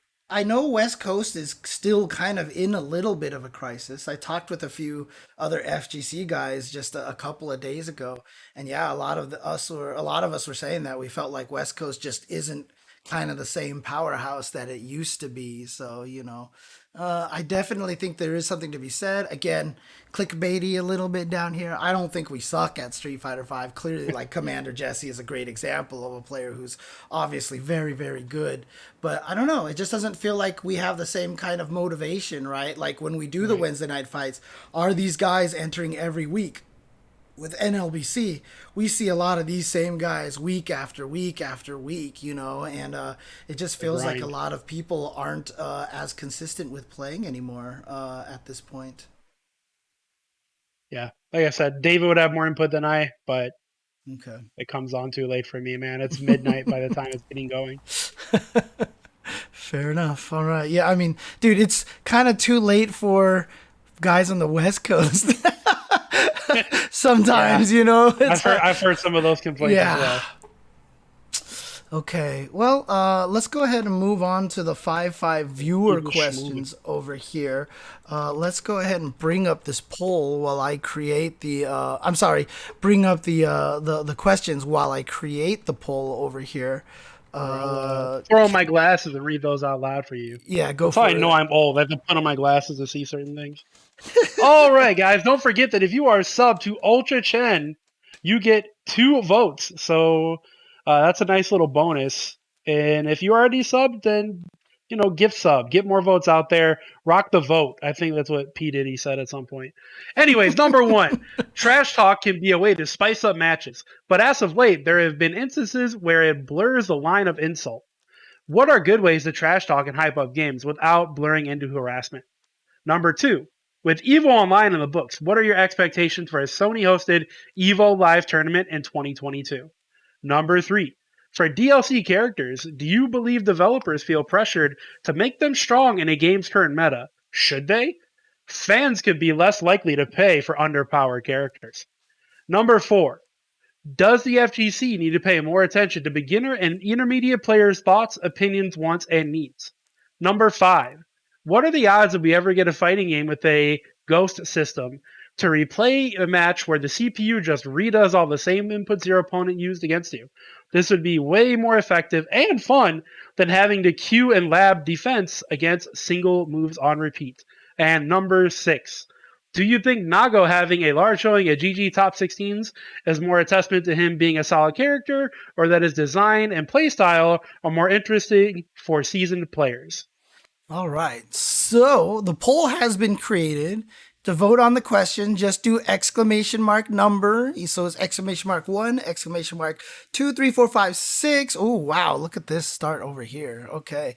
But go ahead and just vote, and until I start seeing a pretty clear trend on what number 1 and number 2 are going to be. Again, if you are like Zilcho and Nutacon and Albafor in the chat and you are subscribed, you can vote for 2 items.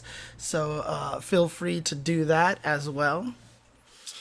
And taking a look at this right now, seeing if we're getting any more votes at this point. All right, getting a few more votes. Actually, a little bit close between 1, 2, and 3. So I'm going to give it a little bit of time over here to see if those 2 change or increase at all. Oh, stuff is happening. We have a tie in second place. Okay. Actually, this is getting closer and closer as we go, which is not good. All right, well, I'm going to say cut it now. Cut it now? Now. No, I gotta wait for a second. Okay, now I'll cut it because when you said cut it the first time, we had a tie. So I'm cutting it now because now we distinctly have number 4 and number 1 in the lead. So there we go. Number 1 and number 4 in the lead. So what I'm going to do here is I'm going to bust out this. So number 1 here reads, trash talk can be a way to spice up matches. Let me go ahead and throw this up here. What are good ways to talk trash and hype up games without blurring into harassment? What do you think, Tubo?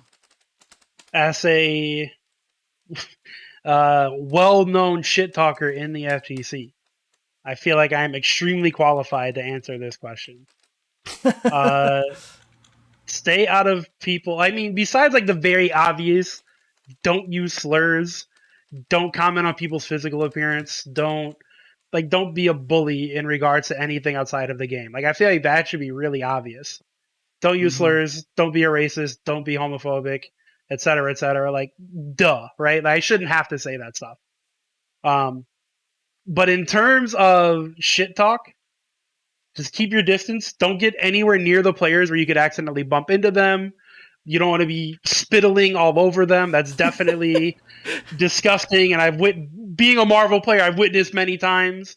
Like, you don't want your body sweat falling on someone else. Like, give them their 6 feet, all right? This distance. Outside of that, nobody likes the shit talker that's just yelling and screaming and yelling and screaming and yelling and screaming and be funny, be entertaining, like have jokes prepared. Like think about this shit if you're gonna be good at shit talking. All right, like you want the crowd to laugh. You don't want the crowd to be annoyed by you. If the crowd's annoyed by you, you're doing it wrong. In other words, don't be a Phil Hellmuth, right? That's a poker reference right there. That guy is don't be a jerk. Yeah. I mean, honestly, I think this the easiest way to do it is just don't ever get personal.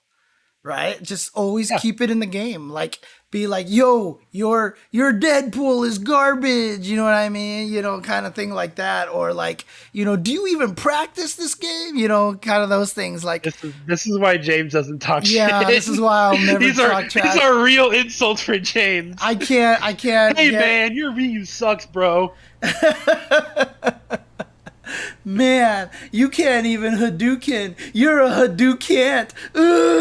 You know, like, no, yeah, I'm not gonna be a trash talker anytime. But like you said, man, just don't keep it in game. Don't be personal.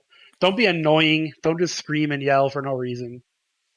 Yeah, just be entertaining. Like if you're putting the spotlight on yourself like that while these two probably amazing players are playing, then you need to actually add to the experience of other people. Don't be a jerk. Yeah. Don't be loud and annoying. Don't make things personal. And I think that's a great question that Shay asks. Is you suck personal? Like, is that too personal? Like, I wouldn't say you suck necessarily. I would say you suck at this game, or I would say like. I mean, yeah, I wouldn't. I don't think I'd probably add the at this game. I feel like that should be interpreted as like. If I'm yelling, yo, your ass, like I'm clearly not talking about you as a human being, right? Yeah, like, okay, fair. Yeah. That would be me. Man, you ass! And of course, I just mean in the game. I don't actually mean in real life. Right, You're like, cool. Come on, man. You're like, cool, dude. There does come a certain point where it's like the players need to be like, oh, they mean in the game. They're not insulting me as a human. Like, use common sense. Now, if somebody's like, yeah, you're a fat piece of shit, like, those are fighting words. Like, I understand you would get mad about that. That makes sense. You ass at this game, but please understand that I do not mean it in a way that you are ass in real life. What I do mean is it's just within the context of this game, and you are a very fine human being otherwise. Right. Yeah, just, you know. Yeah, and kind of like what Dr. Cheesecake said, this generic "you sucks." Like who cares? Like, if you're not adding something, then shut up. Basically, you know, like if you're not adding the experience, then shut up. If you're not cheering for your friend, then shut up. But I don't think that like shit talk is bad, and I don't think that you have to be personal. Like I think there's many ways to not be a jerk while talking shit, and like that's. It's like the question asked, you know, without blurring into harassment. I think there's a very clear line between harassment and, you know, just talking shit. Didn't somebody say that somewhere? You only dropped common loot when I beat you. Because that's a good one. I like that one. But yeah, again, just don't get personal, I think is the big thing. And the other thing too that I want to make clear as well is I don't want to remove shit talking from the FGC at all. Like, I think that's part of our, you know, our environment. You know, there is a lot of that. But the thing about it is when you did talk shit, when we were in an arcade environment, if you talk shit, you had to have been ready to back that up. You know what I mean? So in a way, like, I don't want people to get to that point where you do have to back something up. But again, there's something about our environment where shit talking, you know, is kind of a thing. And like I said, as long as you keep it not personal, as long as you keep it in the game, as long as you show the personality, like you said, you know, I think that way it works. So. Yep. Cool. Okay. On to the next one. All right. So the other one was number 4, which was, I believe, does the FGC need to pay more attention to beginner and intermediate players' thoughts, opinions, wants, and needs? So let's do this over here really quick. Does the FGC need to pay more attention to beginner and intermediate players? I feel like we've answered something like this before in the past, but we can reiterate this. So go ahead. What do you feel about this? So if you had asked me this like 2 weeks ago, I would have said no. Actually, Jay, what I changed had in 2 weeks? I had a Twitter interaction that made me realize uh, that my scope, like the view of my scope, was too narrow. Interesting. Um, so to explain why I would have said no, I still feel that fighting games are hard. They're always going to be hard. That's just kind of how they are. And B, if you look at like Guilty Gear Strive or Grand Blue or pretty much any Arxis game that's come out recently, Mortal Kombat, et cetera, there's a lot of really, really good tutorials built into games that explain situations and how to think and common situations that happen in real matches, et cetera, et cetera, et cetera. Like there are very good tutorials in game, as well as tons and tons and tons of content and material out there to learn this stuff if you really want to.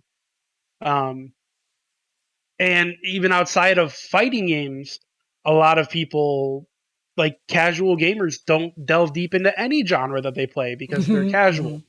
So that's not like what they're trying to do. So if they pick up a fighting game and they just kind of mash buttons and they have their fun with it and they're done, that's understandable. So I didn't think that we necessarily had to dig deeper. However, I tweeted uh, the last Guilty Gear survey that they put out for Strive, and I still hate the floor system. I think it's whack, and that's a whole different discussion. But I was like, yeah, let them know, and I posted my screenshot of like heavily I dislike or remember whatever that. for Yeah, the yeah, floor yeah, system. yeah. And somebody tweeted me who had actually never like gotten higher than like the 8th floor or something like that. And when I came into Strive, I immediately, like, I did my qualifying match against a computer or whatever, and they were like floor 7 or floor 8, something like that. So I started where this person has barely been able to even get to, right? And I played like 3 matches, and I was in heaven fighting to get VIP, like immediately, basically. Right. And in my not even top player brain, like my advanced level player brain, I didn't even like think that anybody who would be trying to get better at Guilty Gear could be below level 8 or level 7. I was like, man, there has to be like 10 players. Right. But I had someone tweet me. They're like, well, why do you hate it? And I explained like why I don't like the floor system. And they were like, well, for players like me and some of my friends who are learning, the floor system has been great because there's nothing but people down in floor 5 and 6 that are they're people that are just like us, like players like you that are more advanced and have played longer. They're never going to be on that floor. So when I'm playing these players, I'm actually playing at my own level. And I was like, well, yeah, but with skill-based matchmaking, you can have the same effect. And he was like, yeah, but being on floor 6 doesn't feel the same as being stuck in bronze. It's like it has a different feel to it. Right. Yeah. So maybe I'm just being a little, I don't know, I guess like facetious. I don't know the right Elitist, word maybe? when I Elitist? don't. Yeah, maybe a little elitist when I'm like, man, you don't need that. Like the worst player possible is going to be on level 6.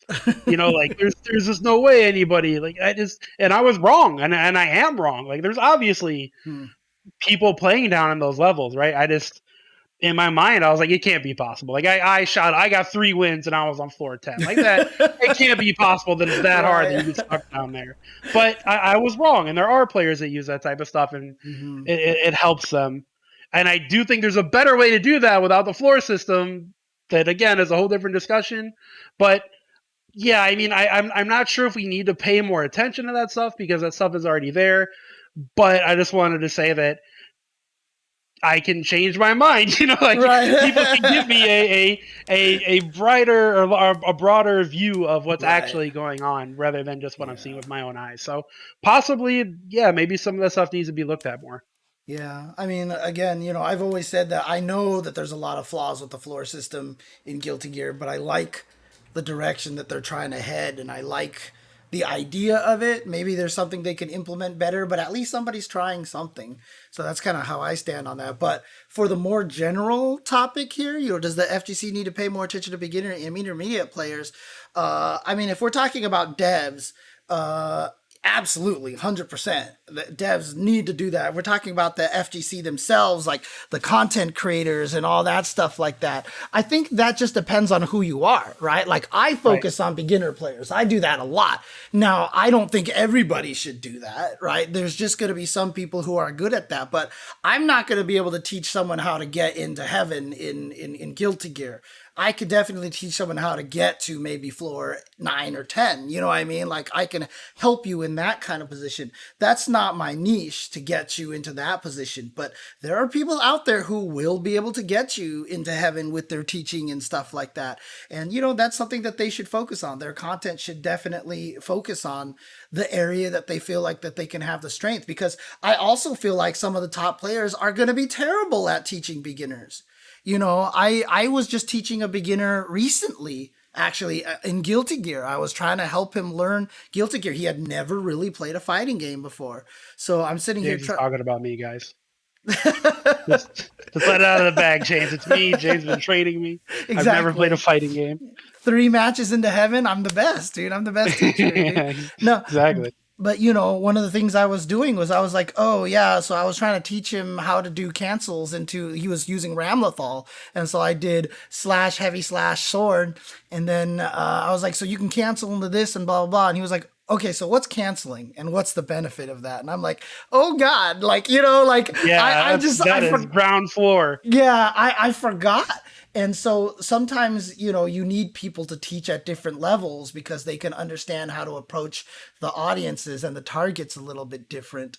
The one thing that I will say, though, from the dev standpoint, and I want to make this very, very clear here, does the FGC, and I'm gonna shift the question a little bit to, do the FGC devs need to pay more attention to beginners and intermediate players' thoughts, opinions, wants, and needs? I said 100% yes.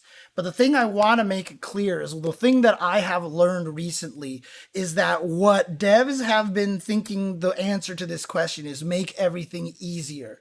And that is not the right answer. The right answer is to cater to beginners a lot more. It's just make the damn thing more fun. And that's what Guilty Gear Strive has done. I really changed, like you. I mean, I had an interaction on social media, on Twitter, that really kind of changed my viewpoint on how this, and someone said the best thing about Strive for me as a beginner so far has been good netcode, because now it's fun. And I was like, interesting, and then the wall break mechanic, the big, large counter hit letters, making people I was going to say, so many people complained about big counter, but when you hit it, it feels great. I can only, if that was my first fighting game experience, I'm like, holy shit, this is so cool, you know? And Rio asks in the chat, what is fun? And yeah, absolutely. Fun is a very subjective thing. However, the most objective answer you can give to fun is just let the player feel good about themselves. And, that's what Smash Brothers excels in, right? Like, you could be the shittiest player in the world and be -3 in 4 free-for-all matches, but as soon as you land Jigglypuff sleep on one of your friends who's better than you the one time and you kill him, you feel like a god, and that's it, right? You'll be talking about, I say this all the time, you'll be talking about that moment to your friend who beats you down constantly, but the fact that you slept him one time and killed him, you'll be talking about that moment forever. That'll always be the thing that you'll bring up as the counterpoint. I got you with the sleep, or even 100% true. So I've talked about how I used to play Madden competitively when I was younger, right? Much younger. I got that way because when Madden 2001 came out on the PlayStation 2, at launch, I played my friend Steve, and we kept a tally of how many games we played and how many I won and lost. Oh, dang. He beat me 76 times, but the last time we played, I won. And I made him hold that L in that game forever. Forever. And then other Maddens came out, and I got way better, and I started slapping them around. But right. regardless of that, like Madden 2001 was my first like experience with sports video games. Right. And so like my friend who had been playing them for a while and like played football and stuff like that, like he slapped me around 76-1. But to be fair, big like that wasn't me. I didn't keep the record. My boy kept that record because once he had won like 10 in a row, he's like, I'm counting them from now on. Oh damn! But I took that one W and I made him like think about that well into like Madden 2008. I was still talking shit about that one game. So that's awesome. that's facts. That's facts. Yeah, so that's just the thing, and I think that's the one thing that we have to figure out as fighting game players. That is always one of my biggest complaints about something like Street Fighter V. Like I said, if let's say you heavy punched or heavy kicked somebody out of their throw with animation, and the big giant word "shimmy" came up on the screen, players are gonna be.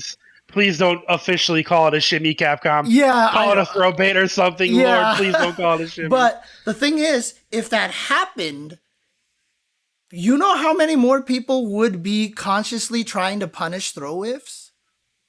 Like, you just automatically taught one of the most fundamental elements of Street Fighter V and made people feel good about landing it a lot more by just doing something like that. So again, it's not about making the game easier. It's about making the game more fun, about making it clear when you do something right. Like I said, the greatest mechanic in Smash Brothers ever, my favorite mechanic in Smash Brothers since 64, was the audience gasping when you grab the ledge.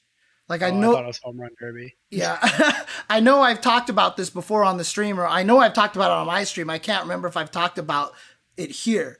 But the audience gasping when you grab the ledge is one of the best mechanics in fighting game history, because getting back to the ledge is an art form in Smash Brothers. And just by having the audience go, oh, when you grab the ledge, taught you that that's something you should try to do. And that constructs the entire existence of Smash Brothers. Is now everyone ledge guards because they don't want you to do that. And everyone's going to be like, well, my character probably has 1,000 ways to help me get back. And so that they learn that kind of thing. That was, to me, one of the best mechanics. Break the targets. That'll teach you how to do that type of stuff. Break the targets is is amazing as well. So honestly, like, that's the kind of thing that people need to do, and that's how you pay attention to beginner and intermediate players, in my opinion. So that's just kind of what I said. Don't make the game easier. Give them more reward for doing things that you know are supposed to be the right things to do. And then make things fun, dude. Like, even if you give somebody a move that, like, will never hit, but it's there for, like, super chunk of damage, if someone ever lands it, they're just going to laugh about it, All right. Dude, Break the Targets is so great, dude. I think Break the Targets is still one of my favorite things. I'm sad it's never come back. Looks like my kitchen is on fire on the screen right now. So I had to turn around and make sure that my kitchen wasn't on fire. You're right. Okay, let me see if I can refresh this here. Let me see this. I was just like, oh, did I leave the oven on? Okay, yeah. You're okay. You're okay. Good. Good Lord, what is happening in there? Oh, yeah, dude, I just said it right when Nutacon typed it. Aurora Borealis. Do you see that little JoJo's? This time of year? Did you see that JoJo's video? Like, someone drew that whole scene as JoJo characters and in JoJo art style. Then someone actually took those pictures and made a video with the actual Simpsons dialogue, and it's amazing. It's actually brilliant. Anyways, let's move on here. Jacko! Making steamed hams tomorrow, King Wiley. Yeah, Jacko. Steamed hams. Making them tomorrow. Jacko was revealed right before top 8 at Evo, so it was like the big reveal, I guess, for Evo this year. I guess so. What did you think, Jacko? I mean, that was not a character I was expecting to come back so soon. Unfortunately, I've seen the leaks, so I was already pretty sure that that's who was coming. It kind of makes me sad. We don't get another character for like what 3 months now, 4 months. Yeah. They said sometime in the winter, basically. Right. But she looks really cool. She's well animated. I mean, we already know what her model and everything looked like as she was in the story mode, so that's not anything new for us. What I thought was interesting is that she doesn't have the houses anymore. Yeah. She can't plant minion houses, and it looks like she might be a little Venom like with her minions now. Yeah, that at one side was like ooh, and then on the second side I was like oh. Like, I'm a Potemkin player. I hope I can flick some minions. Let's just put it that way.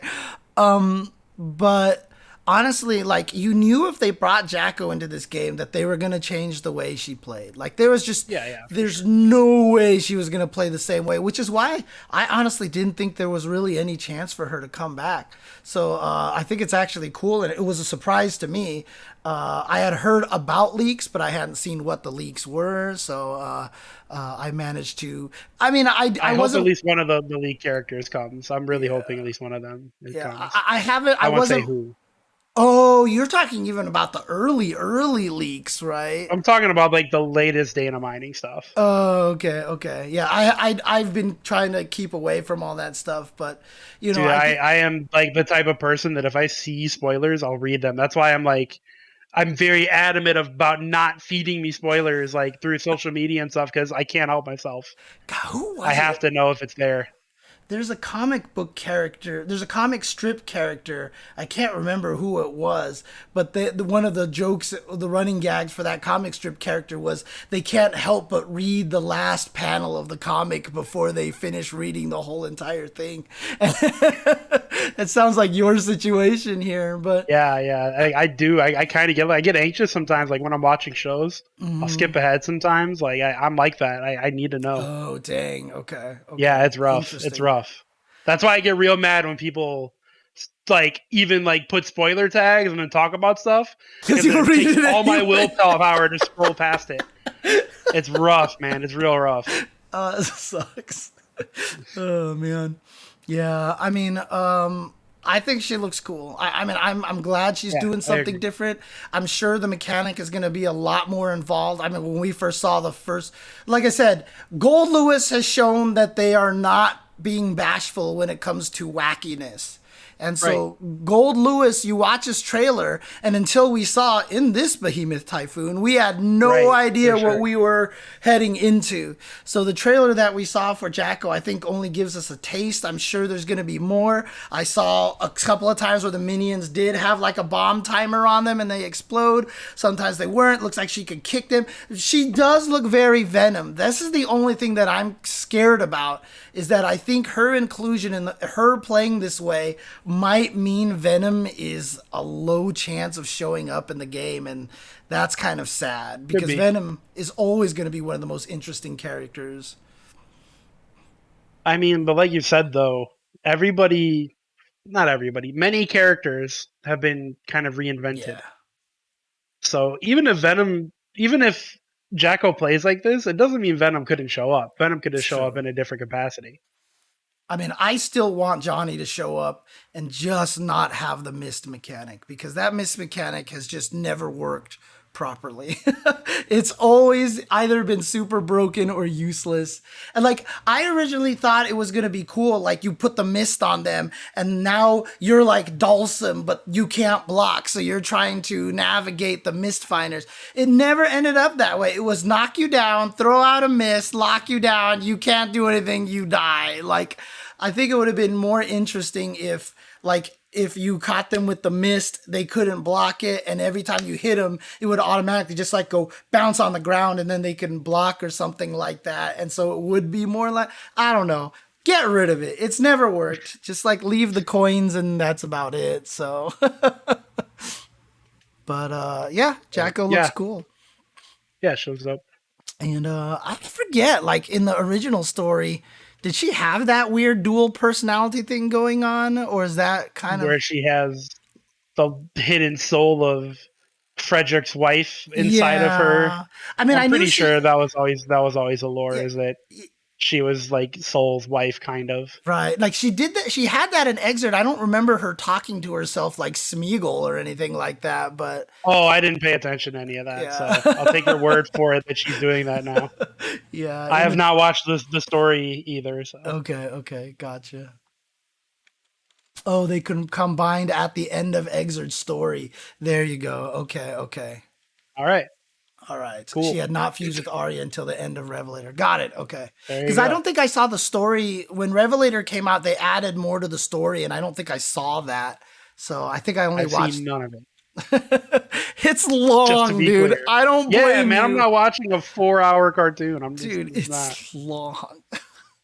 Well, she wasn't the only one revealed as a character. Baiken has been shown as the Guilty Gear character in Samurai Showdown, which a lot of people predicted. I believe the leaks also, said that as well. But even for people who haven't seen the leaks, it just made too much sense. She fits the most, and she will probably sell the most season passes because she's Baiken. Yeah, it was a very, very obvious pick. If you're gonna have a Guilty Gear character, it's gonna be her and Sam Show. I kept saying that I still would have loved Cliff because I just think it would have been sick. Like you hit him with a weapon flipping technique and there's just this giant blade in the floor, I think would be neat. But Baiken makes a lot of sense. So Yeah, I think so too. did you watch the trailer at all?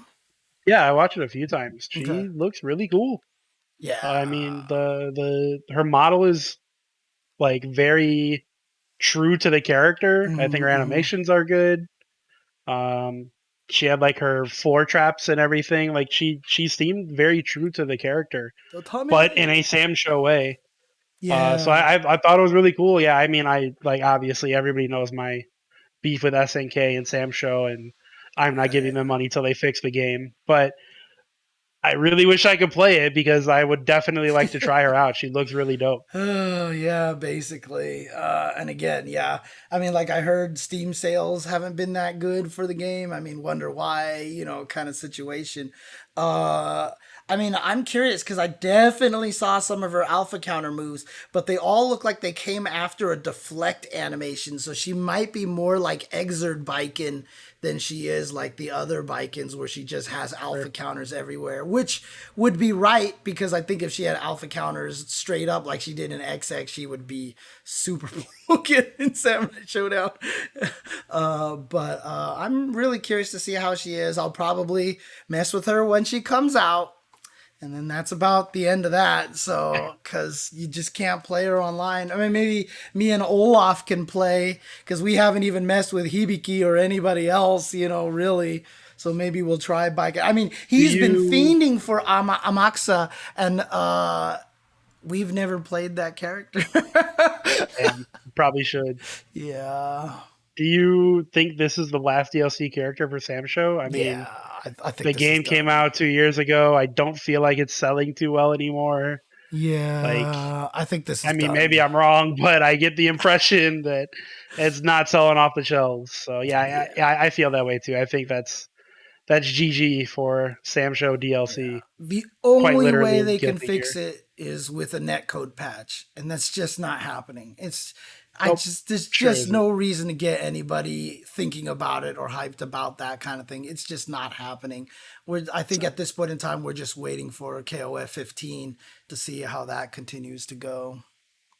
Unfortunately, I mean, fortunate for KOF fans, but unfortunate for Sam Show fans.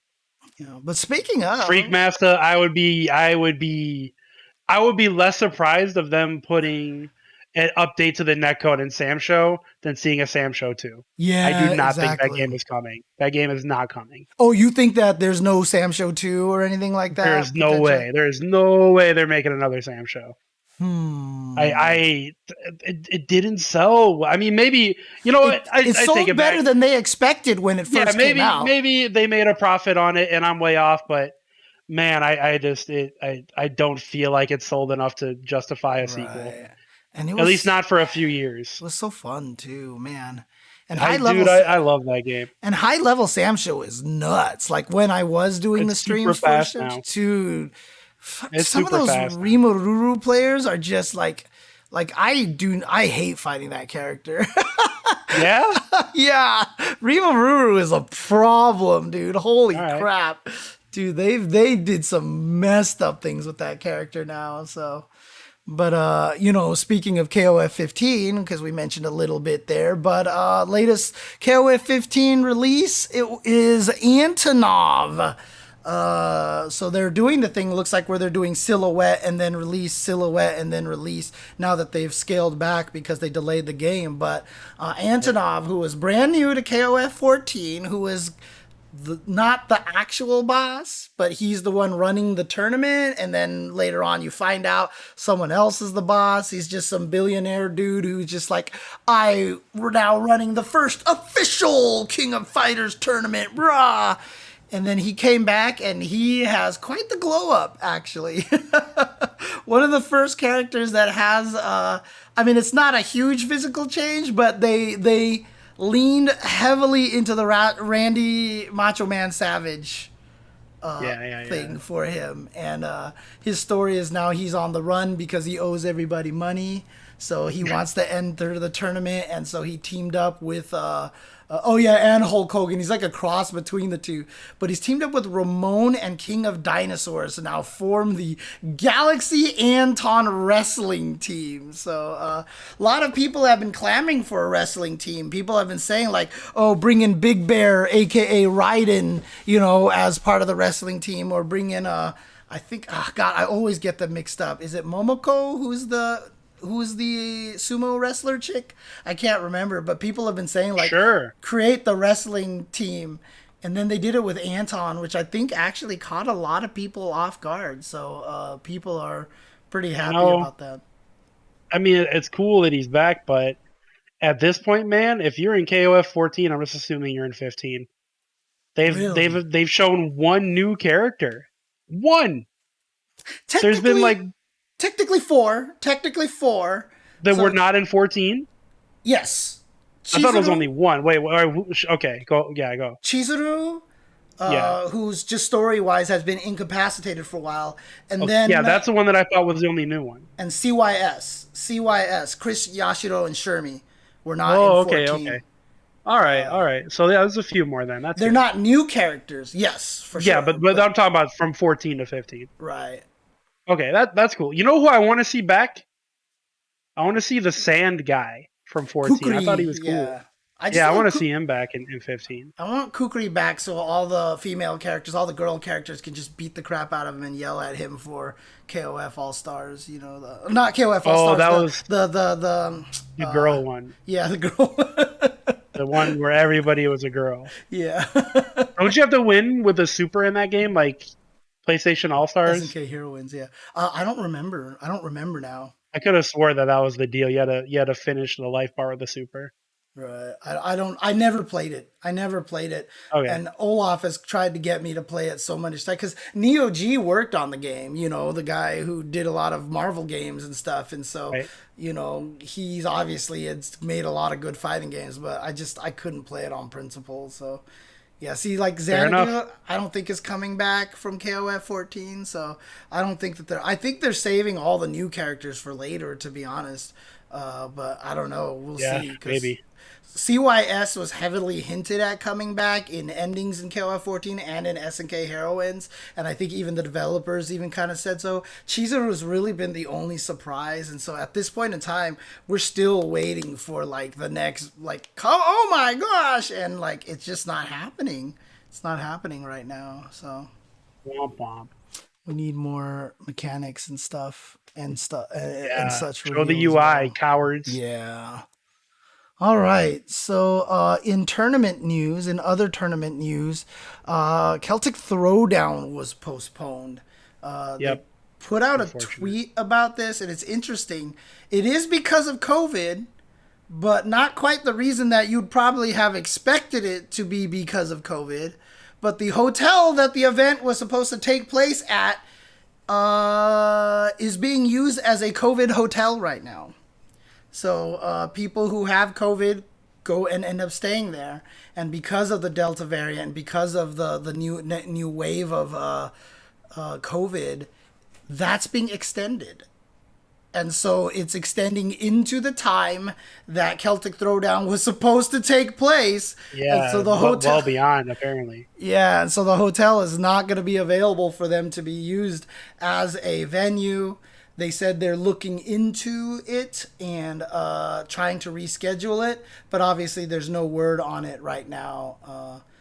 Yep, Oh, wait, there's new KOF 15 information at Gamescom next week? Interesting. Dope. Okay. You heard it here first on UltraChen. Interesting. Okay. Thank you, Phantom, for that information.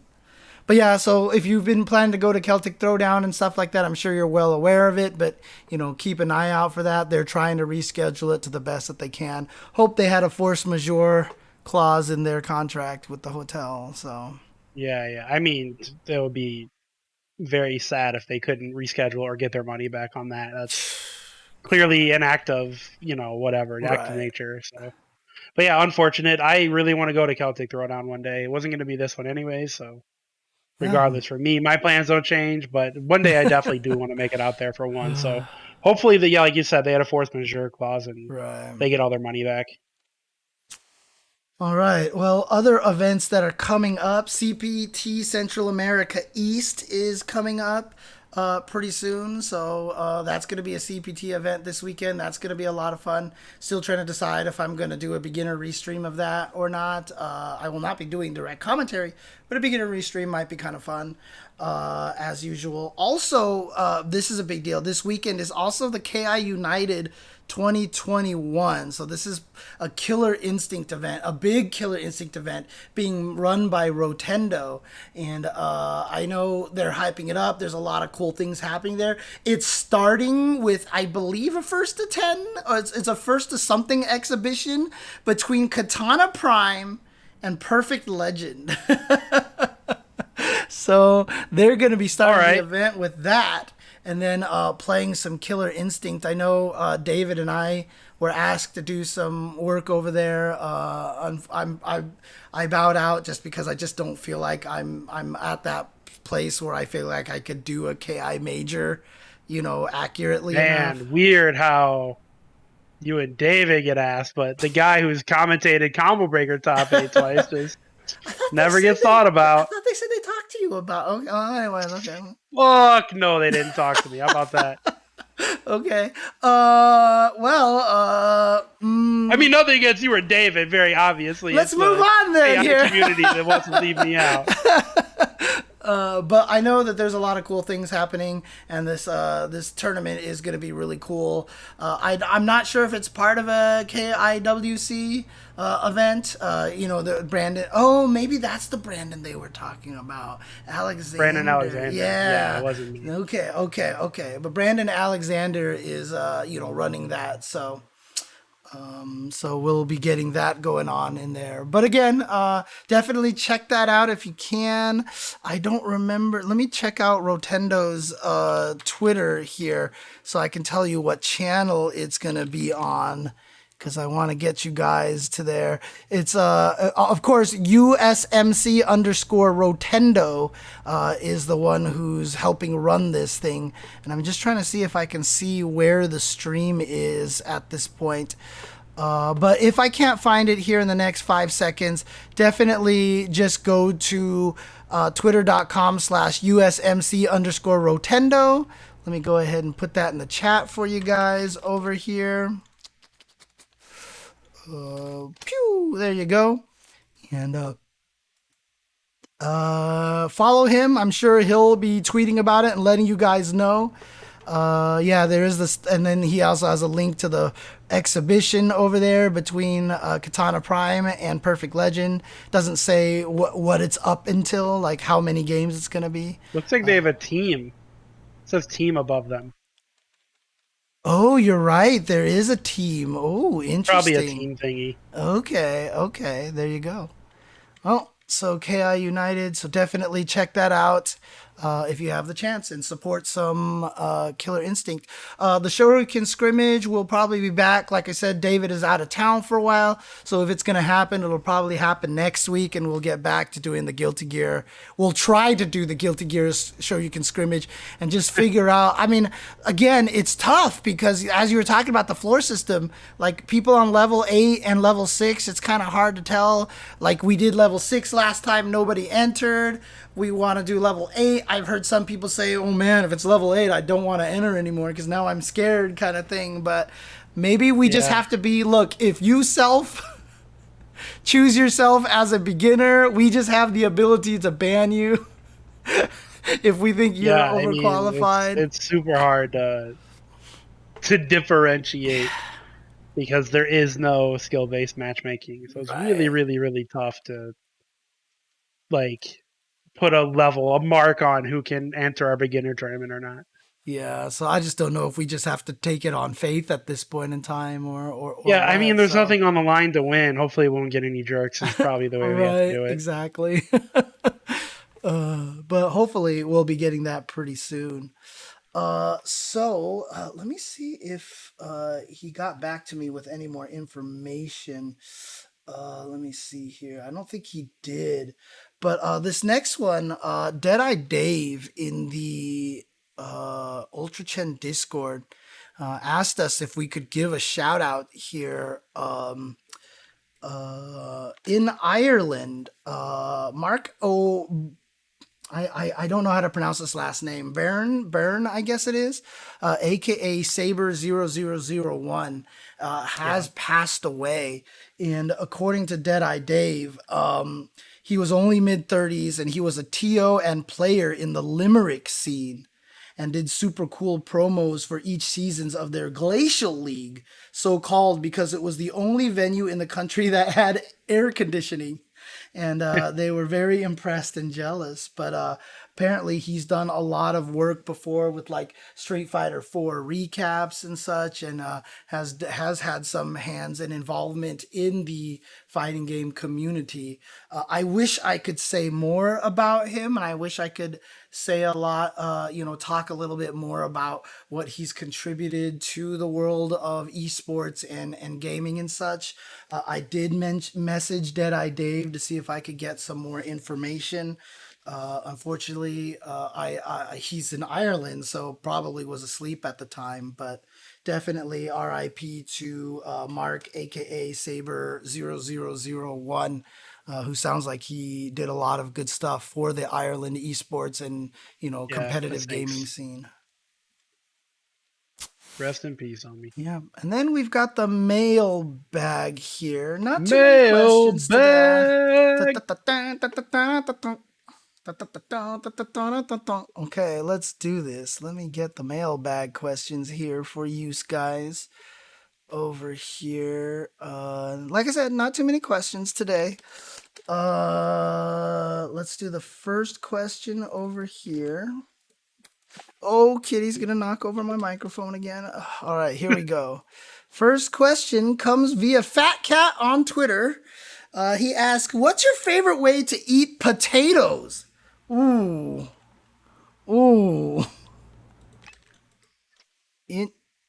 Dude, people at home, maybe you could even hear the meowing right there. You could definitely hear the meow. Dang. Okay.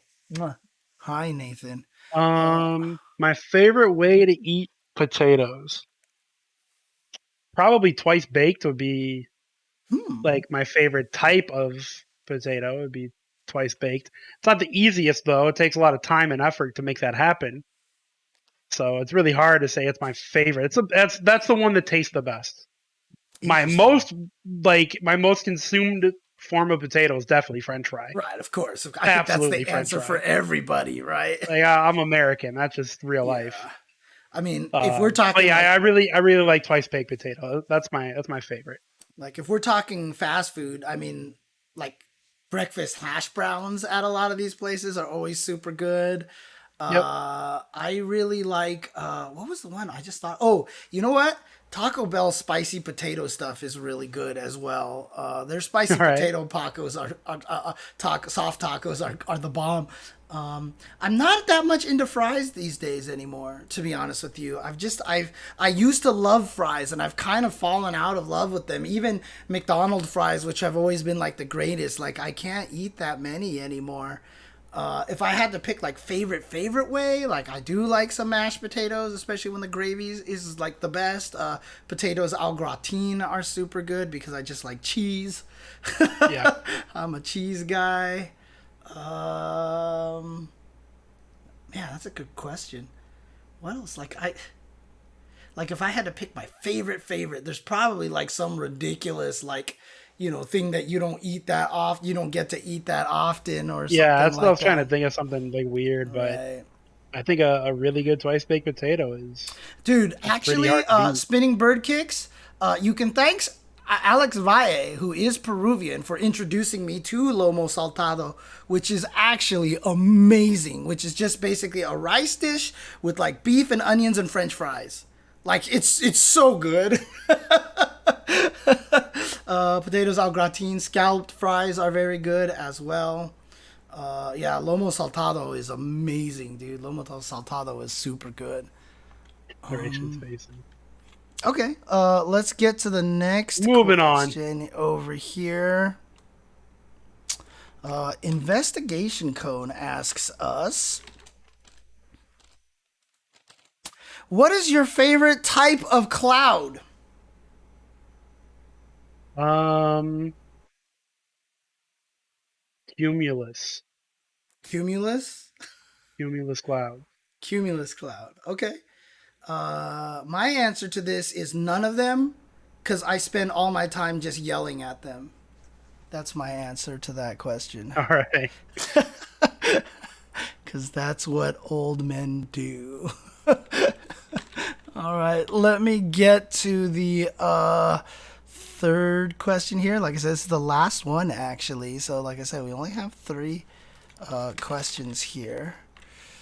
Out of weed smoke. You're not wrong. Can I change my answer? There you go. Actually, yeah, My cloud. my least favorite cloud is vape cloud. Yeah? I vape is like just vapors are the worst. Don't vape. Don't do it. Really? Like if you do it outside. Like, my roommate vapes a lot, and I don't mind it at all, Oh, I actually. hate it, dude. I hate it so much. Interesting. I don't mind if it's outside. It's like equivalent to smoking anything around somebody who doesn't smoke that thing.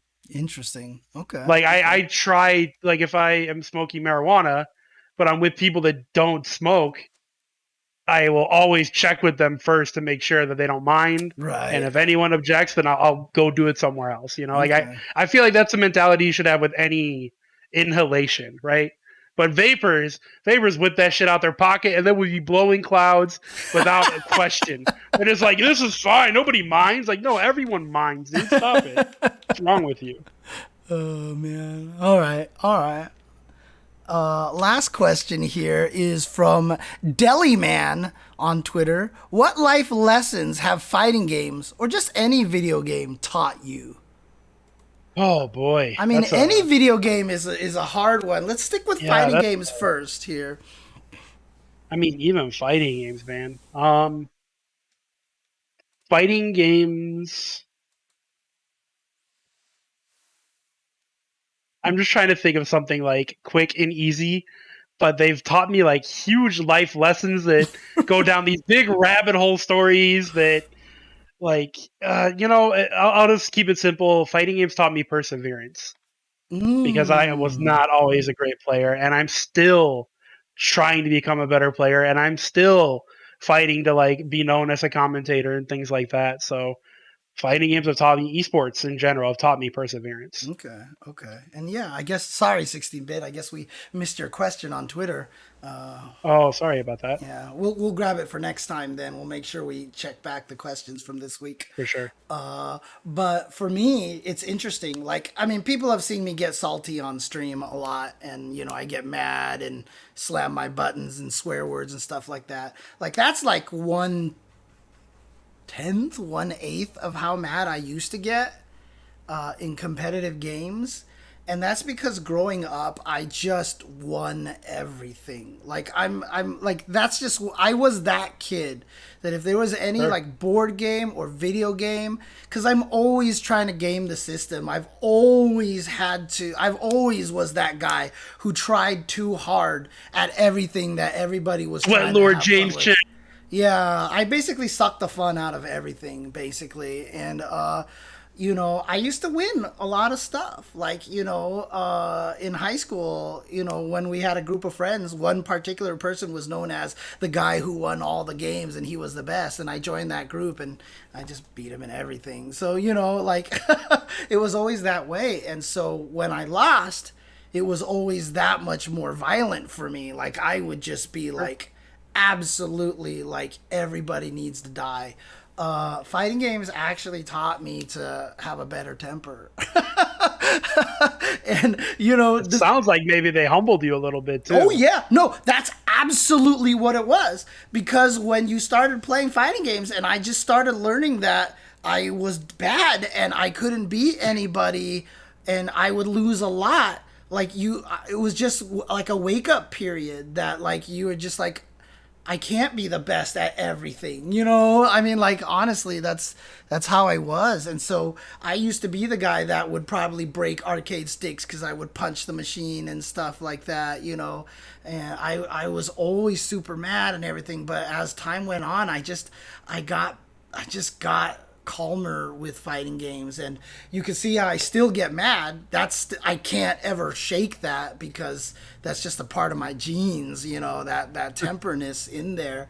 But again, I've learned how to process it better. Whenever I complain about video games and fighting games, I always phrase it in a viewpoint of, I'm mad because I can't accomplish this or I can't get better at this.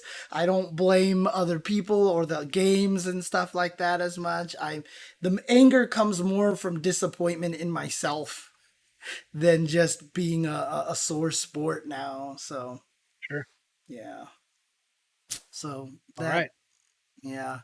And then video games in general just keep your brain sharp, man. They just keep your brain sharp. Like, I feel like our generation of gamers, we're going to be a lot more cognizant when we're older than a lot of the previous generations because of video games. I really just feel that way, honestly. We'll see. Only time will tell. True. Well, I'd like to point out that we've finished an entire show without Ultra David once again. Who needs you, David? You're not missed. I'm just kidding. Can't wait to have you back next week. By the way, guys, before you go, we do have, this is an announcement of an announcement. We're going to announce something pretty dope next Tuesday. Oh, so okay, gotcha. Be sure to tune in. And I was like, are we announcing that really already? Announcement. I'm really announcing. Yeah, no, not right now. Next week. This is announcement of the announcement. So be sure to tune in next week. We're arcsing it up. Yeah. So wait. So we're not going to tell people that we're engaged this week. Then it's next week. Next week. Next week. Got it. Exactly. Okay. Just making sure. Just wanted to make sure. Okay. Cool. But outside of that, I guess the only last thing to say is that Tubaware is the best. Like, that's what it actually says in the show notes right there. So I'm going to make sure. It has to be true, but I didn't write those. So obviously it has to be real.